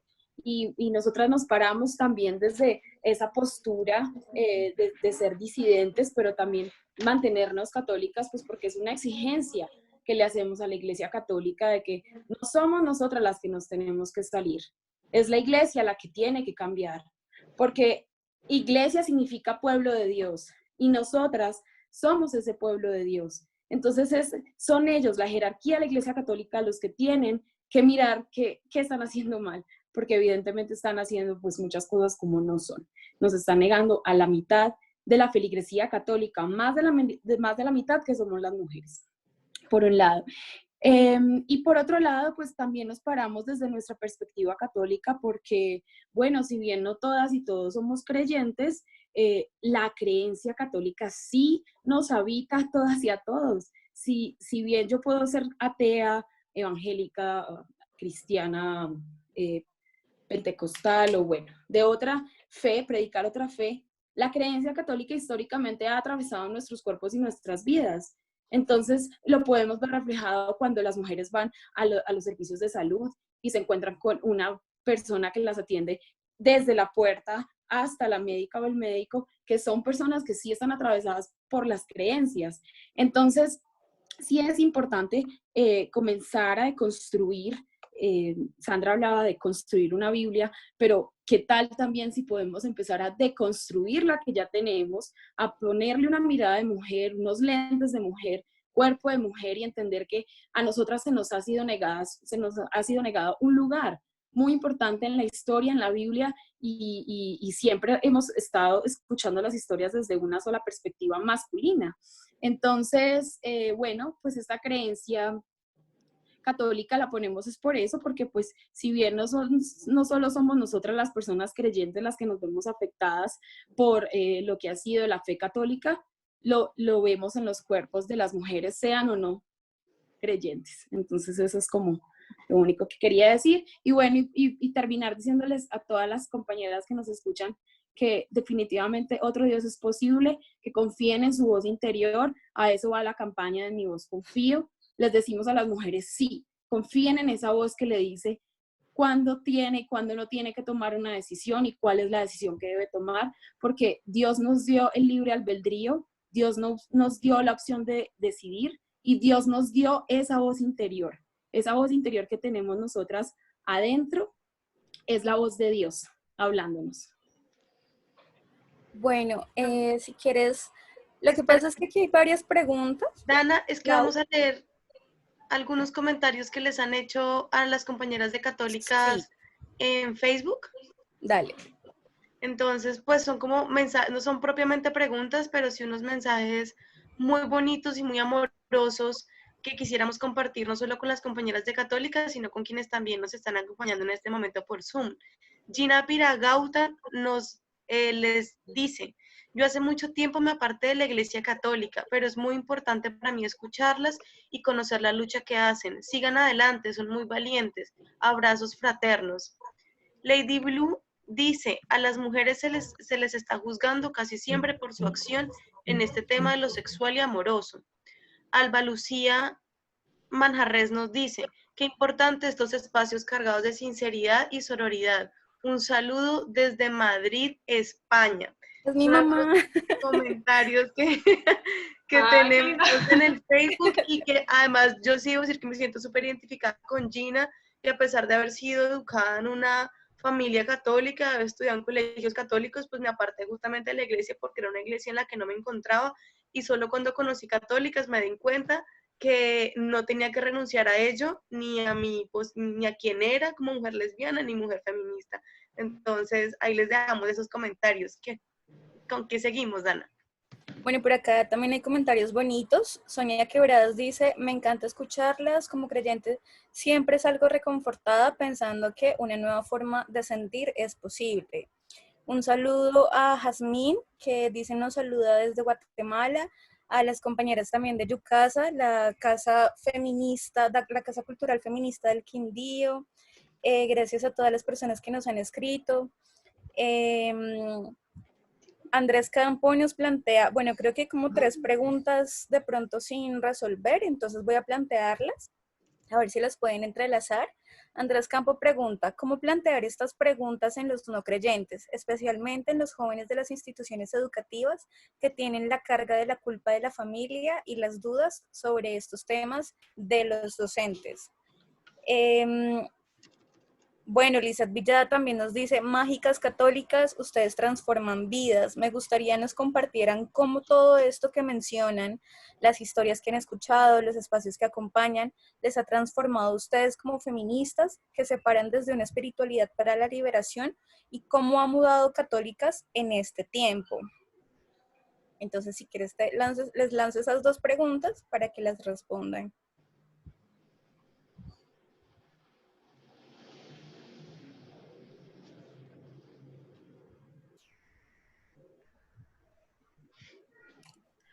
¿Aló? Hola. Bueno, la pregunta, ay, no sé, intenté escucharla de la mejor manera, pero digo súper entrecortado. Si quieres, El te la asunto repito. no, yo creo, voy a recoger como la idea de la pregunta, porque me gusta mucho. Es que lo que nosotras, los argumentos de católicas, no son argumentos solo para creyentes o no son solamente para personas católicas.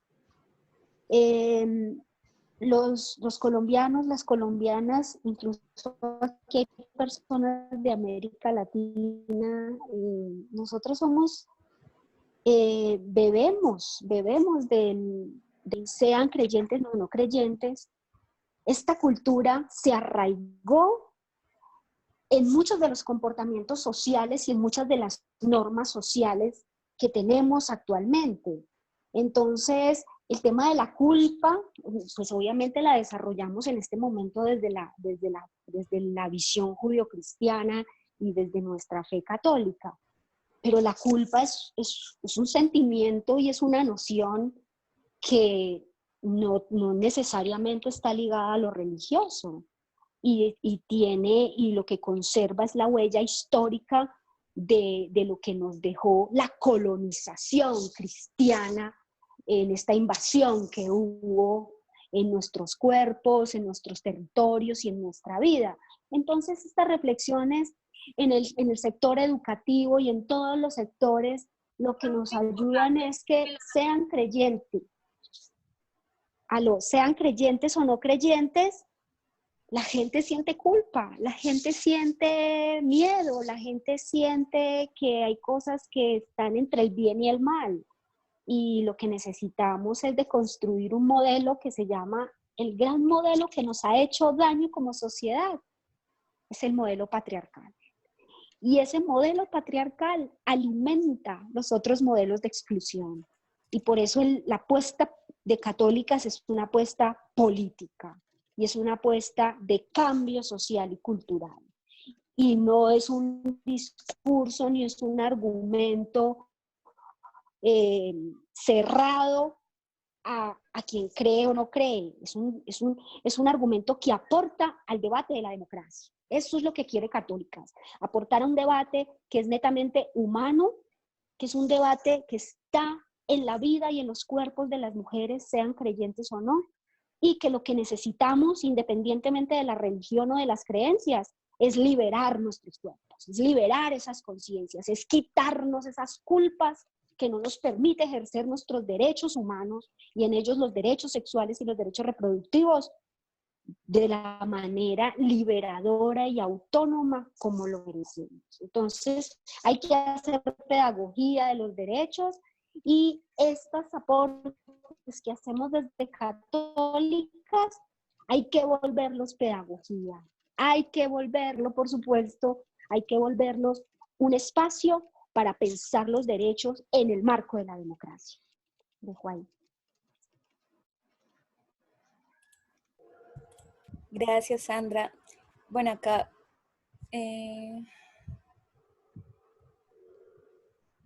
¿vas a plantear algo? ¿Vas a mencionar algo? Sí, Sí, dale, quería dale. decir algo. Sí, con relación a todo lo que dice San, creo que es muy pertinente y muy preciso. Y creo que vi un comentario de por qué no pensar un Dios mujer, y Sí. creo que me encanta, Sí. porque precisamente ha sido la apuesta de católicas ser muy provocadora respecto a eso. Y el cuestionarnos esa identidad también es muy importante. Las compañeras de Argentina tienen unas camisetas muy lindas y una de las afirmaciones que tienen es que Dios es queer. Y creo que esa identidad de lo queer, que hay teología queer también, me parece muy lindo y muy provocador y muy, muy diciente del momento en el que estamos en el mundo, de entender que nuestra espiritualidad no tiene que estar atada a un género y que muy, muy importante es que en esa cuestión de la identidad que le pensamos a Dios, cómo cuestionar también en relación a nuestro cuerpo esa identidad. Entonces, sí, creo que esa posibilidad de hacer flexible nuestras creencias nos permite migrar a ese espectro mucho más amplio que tenemos como humanos. Entonces, sí, también. Entonces, creo sí, también es trans. Creo que todo esto es una posibilidad de buscar un lugar nuevo para enunciar desde la libertad, desde la aceptación, nuestra existencia y no negar en ella nuestra experiencia religiosa. Hay otra cosa que me gustaría agregar respecto a lo que preguntaban con lo de las instituciones. En la campaña que nosotros hicimos en Mi Voz Confío, sí apela a todo este marco cultural de ideas religiosas y sobre todo católicas, cristianas que están en nuestra cultura, pero sobre todo hay un principio valor ahí y es la autonomía. Yo siempre hago una pregunta y es, ¿cuál es ese primer momento que tienen en la memoria cuando se sintieron confiados y confiadas en ustedes? Sí, Janet dice que es diosa. Eso, me parece perfecto. Sí, entonces el asunto es la autonomía como un principio y que la pregunta que les hacía es ¿en qué momento se sienten absolutamente autónomos y autónomas? ¿Y cuál es esa sensación? Que recuerden en el cuerpo, en esa emocionalidad, la sensación de sentirse autónomos y autónomas. Para mí esa primera sensación fue muy niña cuando mi mamá me dio las llaves de la casa y me dijo, ya puedes salir sola. Para mí eso fue, crecí, lo puedo hacer sola, me puedo hacer responsable de unas llaves y no voy a dejar a nadie por fuera ni a mí misma y me puedo mover. Esa sensación a mí nunca se me va a olvidar, así como cuando aprendí a montar bicicleta sin ruedas.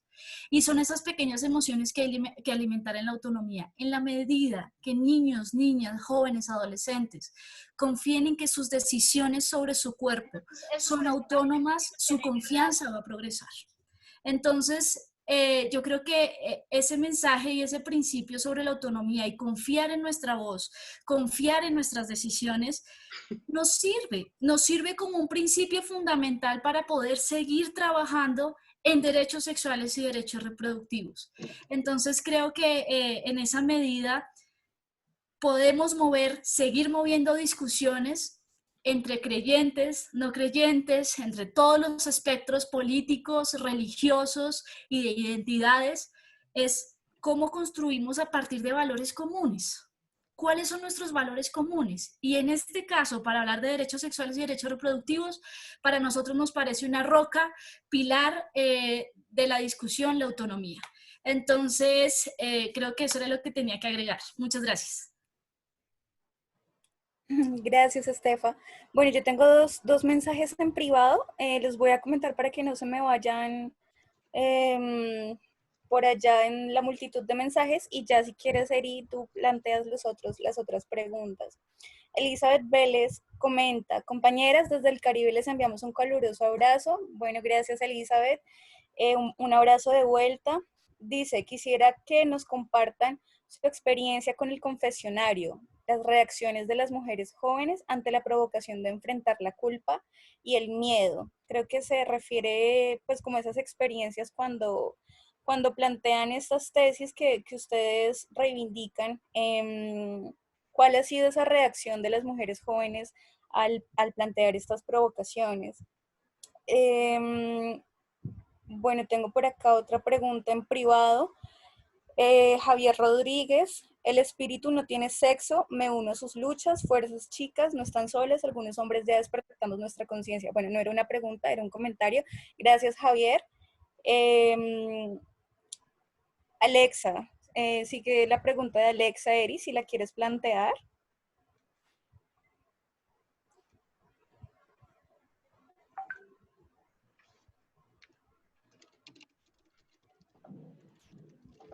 Bueno, Mari nos va a ayudar con esa pregunta. ¿Lo tienes ahí? Hola, Eri. Sí, espérame un segundo. Alexa. No, no la tengo. Voy Acá. en Alexandra Uribe Sánchez. Me Eso. gusta mucho esa campaña. En mi voz Marla. confío.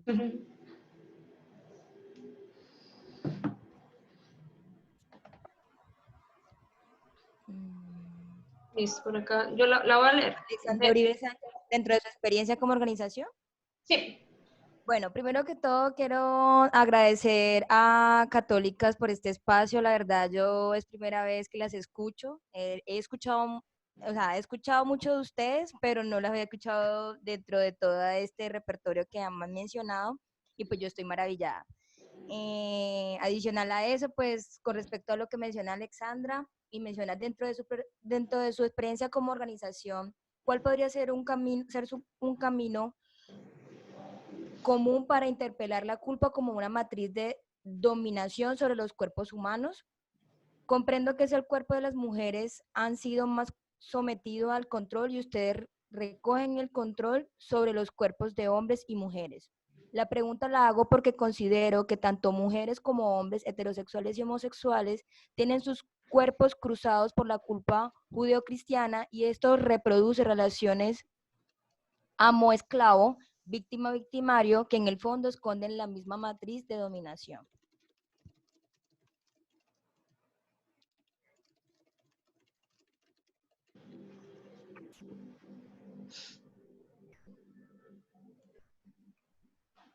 Aló. Sí, te escuchamos. Te escuchamos, Sandra. ¿Cómo se llama la compañera que hizo la pregunta? Alexandra.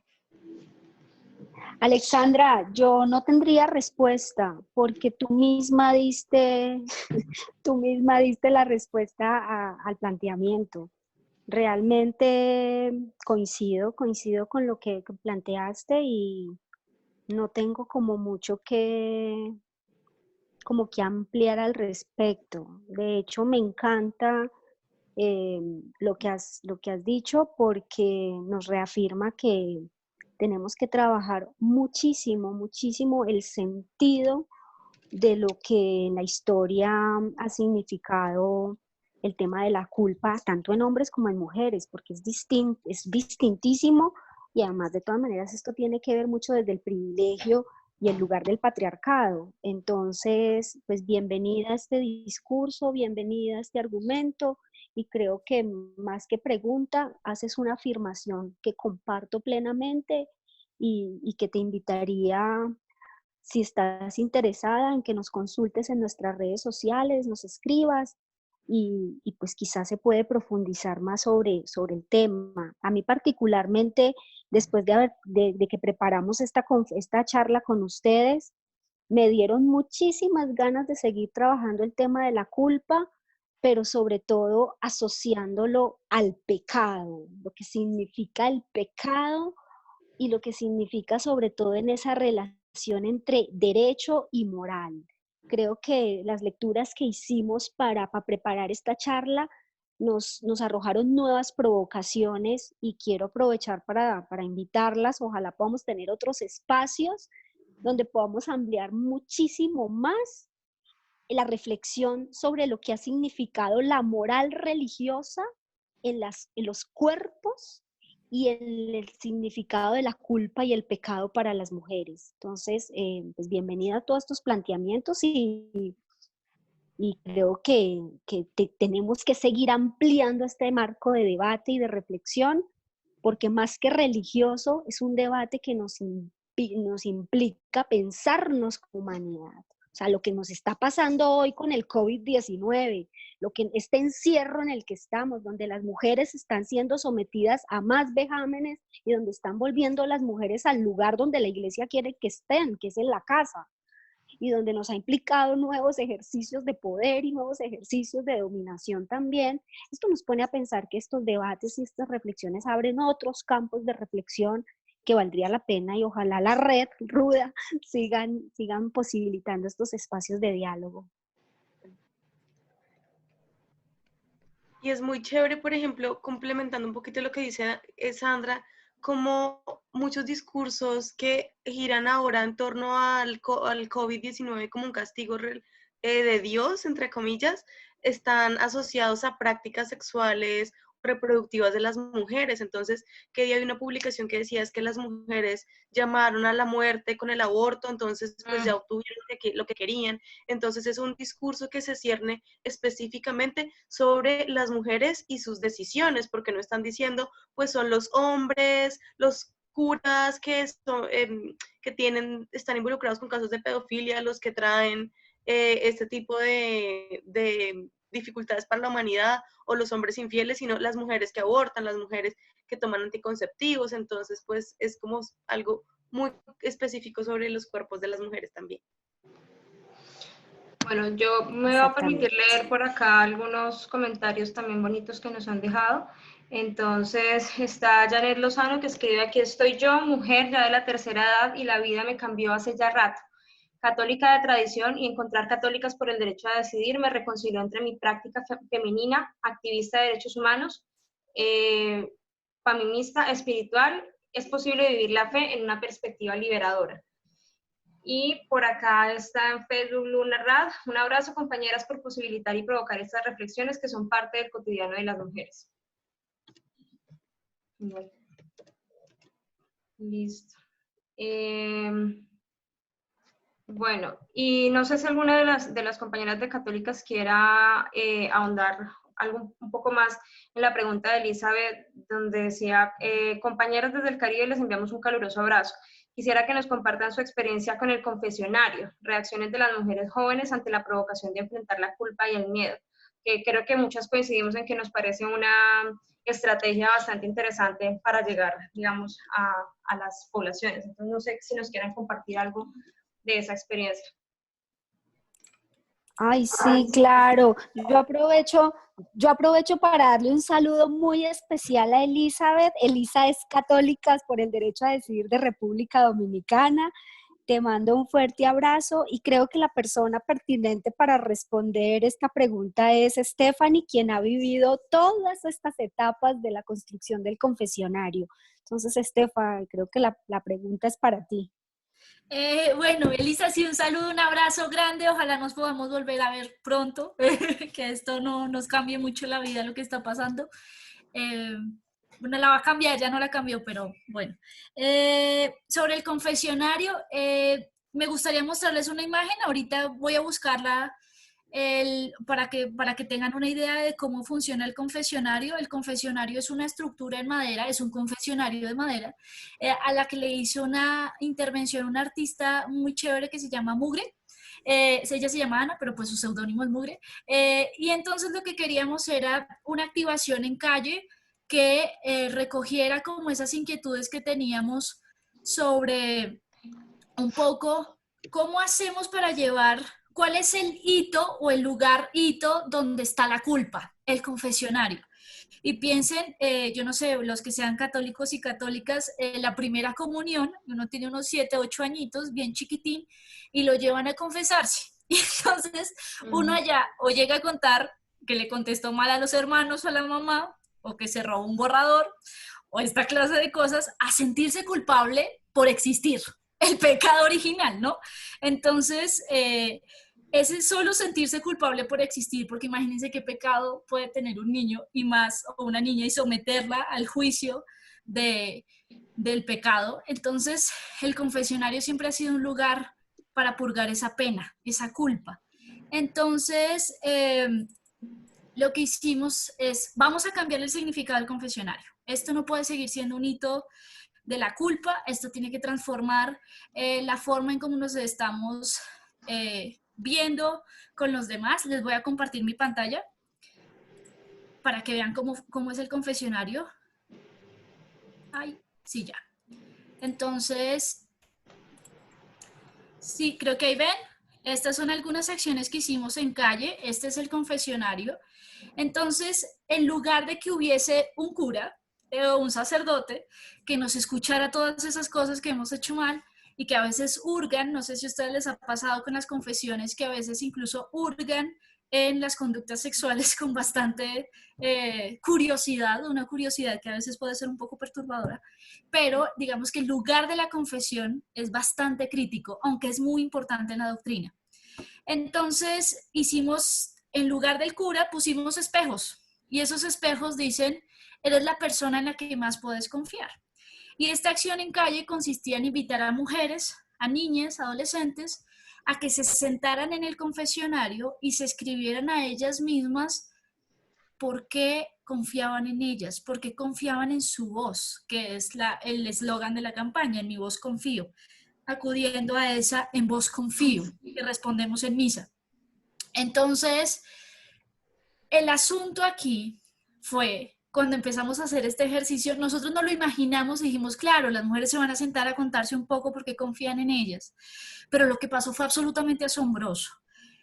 Una catarsis profunda de muchas mujeres, incluso una tuvo, sí, hay respuestas emocionales que realmente son increíbles, yo llanto y esta clase de cosas, incluso la pregunta clásica, pero yo ¿por qué confío en mí? Y es una pregunta que yo también me devolví cuando me la hicieron en el confesionario y decía, pues sí, o sea, uno ¿por qué confía en uno? Entonces es precisamente cuando uno empieza a hacer memoria de por qué confía en uno, en la voz de uno, en su voz interior, que es esa voz de la conciencia, que es ese sagrario del que hablamos en la doctrina, que es ese lugar sagrado en el que hablamos con Dios. Entonces, esa voz que tenemos interior, qué tanto nos está diciendo y qué tantas cosas bonitas nos puede decir para que confiemos en nosotras. Entonces, cuando las mujeres escribían esa nota, había un ejercicio de catarsis, de confrontación, de reacciones emocionales muy fuertes, pero sobre todo de una pregunta que era a largo plazo. Entonces el papelito se doblaba y la tarea era que ellas se lo llevaran para su casa y que cuando tuvieran que recordar por qué confiaban en ellas lo leyeran. Entonces ese ejercicio fue liberador. Creo que el ejercicio fue liberador y logramos resignificar el hito histórico del confesionario, aparte de volverlos bonitos, logramos cambiar ese lugar de la culpa por un lugar de confianza, por un lugar de autonomía, por un lugar de la libertad de conciencia que deberíamos tener y que tenemos las mujeres o las personas, pues en general, si no nos identificamos en esta expresión de género. Entonces, creo que esta clase de cosas y este ejercicio nos permitió acercarnos de otra manera a esta conversación. En Mi Voz Confío tiene lo que estaba contándonos Gwen sobre los mandamientos, que fue rehacer estos mandamientos que en lugar de castigarnos, sino mandarnos a nosotros a ese lugar de la autonomía. Miren, por ejemplo, lo poderoso que es el primero, el dirás no cada vez que quieras y puedas, es un reto. Que tanto nosotros decimos que no. Por ejemplo, volviendo a la familia paisa, a mí me enseñaron que cuando uno iba a una casa, tenía que comerse todo lo que le ofrecieran, así no le gustara. Entonces uno no podía decir que no. Y miren que esa clase de cosas en las que uno dice, usted recibe por educación, usted se calla por educación, usted no dice que no, usted admite, usted sí. Miren cómo llevamos eso a nuestra vida sexual y reproductiva. ¿Cuántas veces hemos dicho que no? Y es que no lo decimos. Muchas veces no queremos y preferimos guardar silencio. Entonces asumimos que la otra persona no va a asumir nuestro no silencioso. Esta clase de cosas. Entonces, ¿cuántas veces hemos admitido incluso conductas con las que no estamos de acuerdo en nuestra vida personal, en nuestras relaciones personales, porque nos cuesta mucho decir que no? Entonces, eso empezó la discusión, por eso la gran sombrilla es En mi voz confío. Están los mandamientos, está el confesionario, que es una experiencia muy, muy linda y que es muy bonito que Elisa la traiga a colación, porque realmente es otro punto de la conversación. Y les quiero compartir ahí en ese ejercicio de la, de la campaña, les quiero compartir la oración de la desculpabilización. Esta es otra parte de la campaña. Luego, al salir las mujeres del confesionario, de hacer el ejercicio, las mujeres, las niñas, los adolescentes, también muchos niños y adolescentes lo hicieron, porque es un ejercicio de la autonomía. Entonces, les entregábamos la oración de la desculpabilización. La voy a leer, no espero no demorarme más de un minuto. Dice: yo que soy... Pero, Estefa, ¿podrías ponerla más grande para que puedan verla, seguir la lectura? Ahí San se ve mejor. Creo que... Porque también tiene un sentido distinto cuando la persona también la visualiza. Ahí se ve Bueno, mejor. ahí se ve mejor, listo. Entonces dice: yo que soy una mujer querida y bendecida, amparada en la libertad que tengo para tomar mis propias decisiones, ruego para que la culpa no siga interfiriendo en mi conciencia y pueda sentirme una mujer más autónoma y segura, porque en mi voz confío. Soy una mujer que defiende los derechos, creo en la justicia y decido sobre mi cuerpo y mi sexualidad. Me libero de culpas porque en mi voz confío. Hoy, mañana y siempre reafirmo que la culpa no hará parte de las decisiones que tome. Mis decisiones son informadas, responsables y moralmente válidas. Hoy me libero de las culpas y en mi voz confío.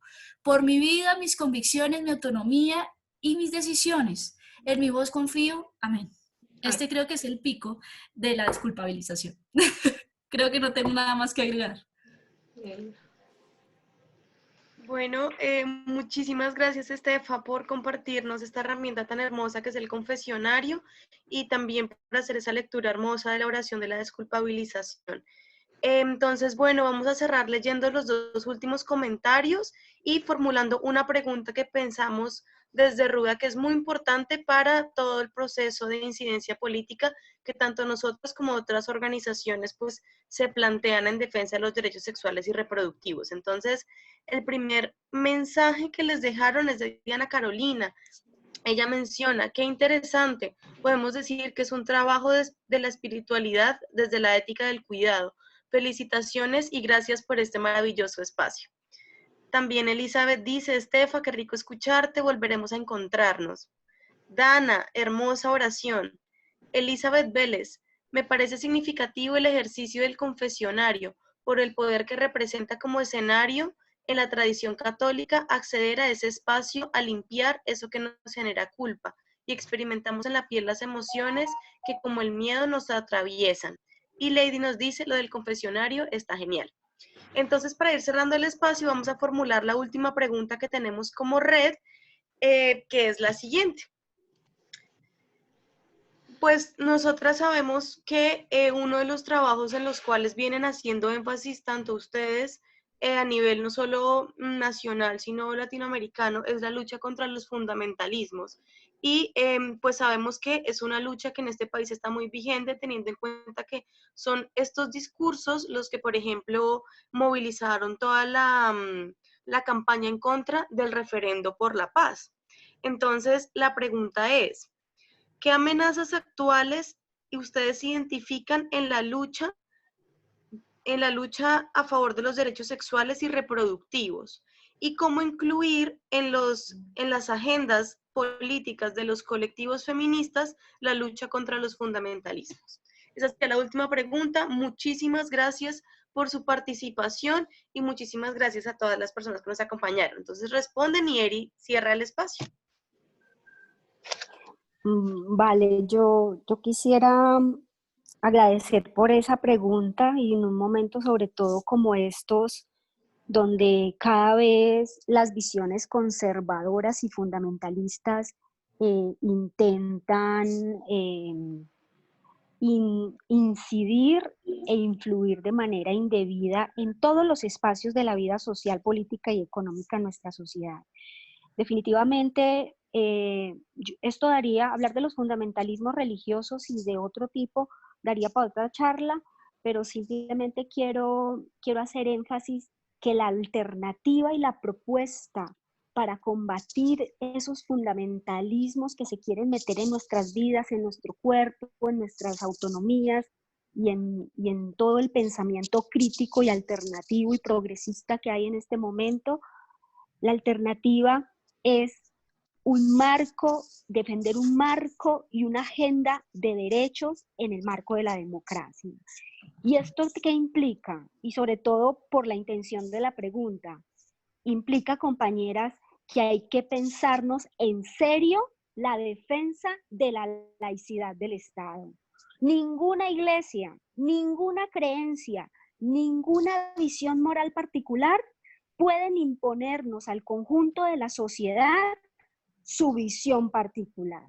O sea, la mayor lucha contra el fundamentalismo es defender las libertades que hemos logrado a punta de luchas, nada nos lo han regalado. Lo que hemos logrado las mujeres en perspectiva de derechos, nos lo hemos ganado con la lucha. No hemos cogido ni un arma, no hemos matado a nadie para ganar lo que hemos ganado desde el feminismo y desde los derechos de las mujeres. Y por eso nadie, ninguna visión religiosa, ninguna visión fundamentalista puede quitarnos lo que hemos ganado, porque nos lo hemos ganado en franca lid y a partir de un ejercicio de la democracia.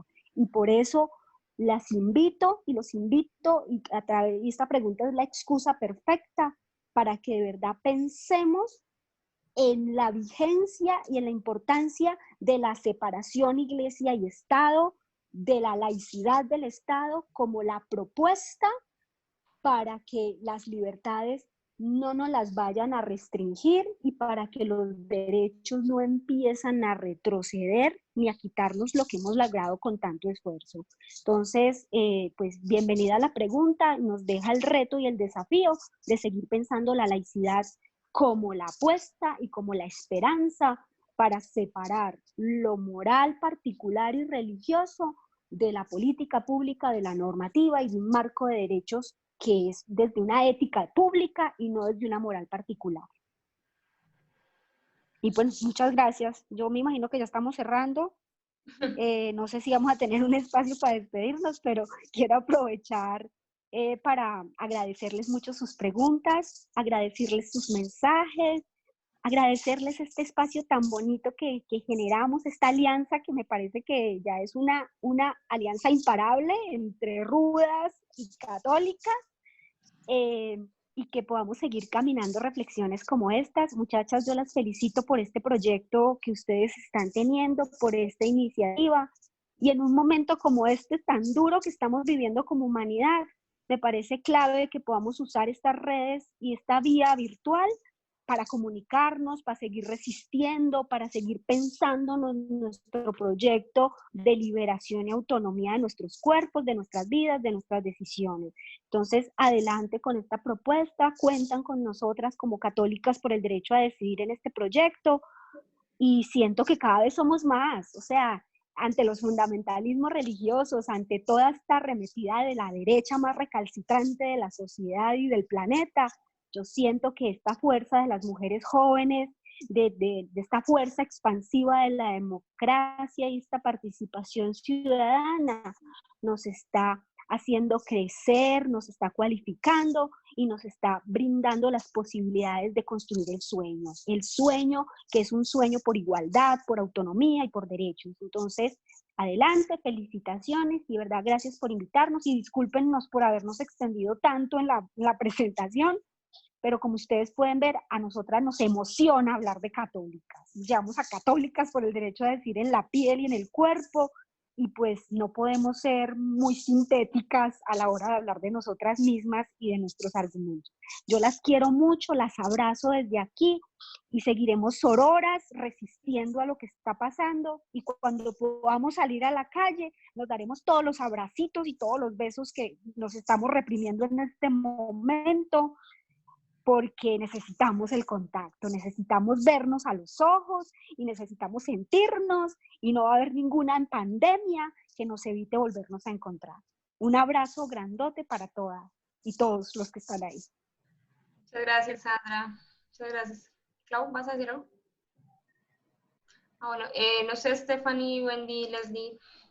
Sí. No, yo también creo que me auno a las palabras de Sandra, creo que es muy bonito contar con este espacio con ustedes, creo que somos compañeras hace, a algunas no las conocía, pero creo que es una bonita alianza, vamos a seguir trabajando y creo que eso es lo más importante en estos casos, encontrar y construir esas redes de afectos en estos momentos y creo que pues agradecerle a todas las personas que se conectaron, que nos mandaron sus inquietudes, sus impresiones. Este trabajo que estamos haciendo es un trabajo colectivo, es un trabajo que se nutre todos los días de las experiencias que tenemos en el día a día. Es un trabajo que necesita de estas impresiones, de estas perspectivas, del trabajo a futuro. Entonces creo que en esa mirada crítica aquí no nada está dicho todavía, todavía tenemos un camino muy largo por recorrer y creo que es muy lindo poder encontrarse con muchas personas en estos espacios para poder discutirlos y muchísimas, muchísimas gracias de verdad. A ti, Stephanie. Gracias, Esteban. Bueno, pues simplemente aprovechar también por agradecerles por el espacio a las compañeras de Ruda. Un placer conocerles, les he estado escuchando en todas estas ciclotertulias que se han venido dando y pues qué bonito tener la oportunidad y la posibilidad también de compartir con el día de ustedes. Y bueno, simplemente decirles que pues que mucha fuerza, digamos, en estos momentos también de tanta incertidumbre en el cual pues también nos permite y también se vuelve una oportunidad para nuevamente conectarnos con nosotras mismas, en la cual pues también reafirmamos otras maneras de introspección y de vivir otra manera la espiritualidad, que yo creo que en tiempos como estos tan difíciles y tan complejos que estamos pasando como sociedad, pues nos invita un poco a eso. Entonces simplemente pues extenderles un gran abrazo y de verdad muchas gracias pues, por permitir que seamos cada vez más las mujeres que nos sigamos sumando en esta gran lucha. Gracias, Wendy. No sé si Leslie quiera añadir algo. Ay, sí, compañeras, muchas gracias por invitarnos. Gracias a Claudia y a las compañeras de Ruda por esta linda iniciativa que de alguna u otra forma pues nos mantiene junticas y juntas somos más. A todas las compañeras y compañeros que están conectados, pues nada, seguir adelante, cuídense mucho, seguir teniendo fe en ese Dios, Diosa, Dios Madre, Dios Padre, que vamos a salir de esta.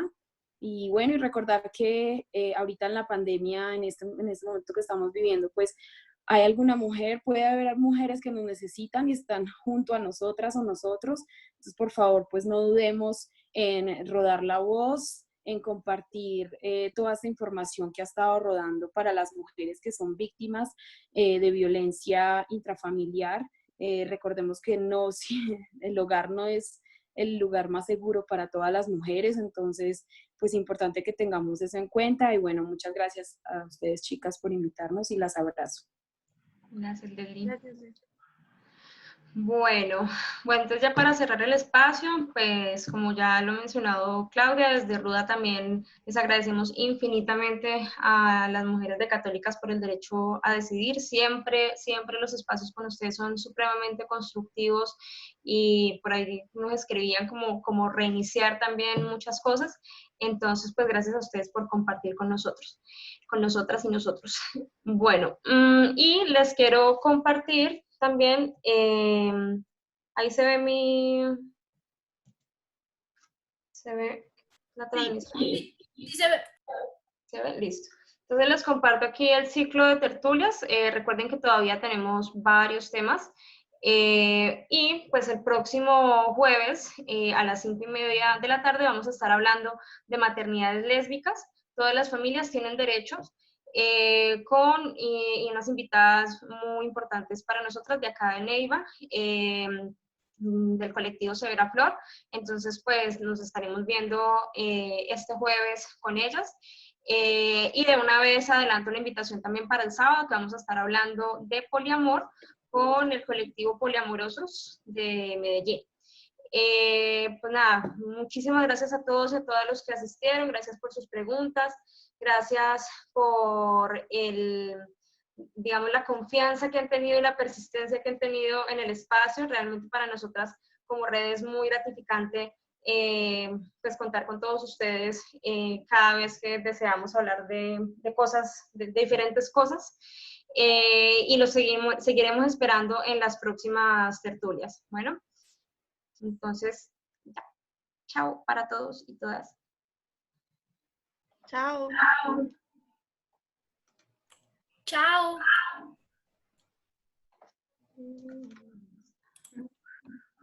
Adiós, cuídense mucho, mil gracias.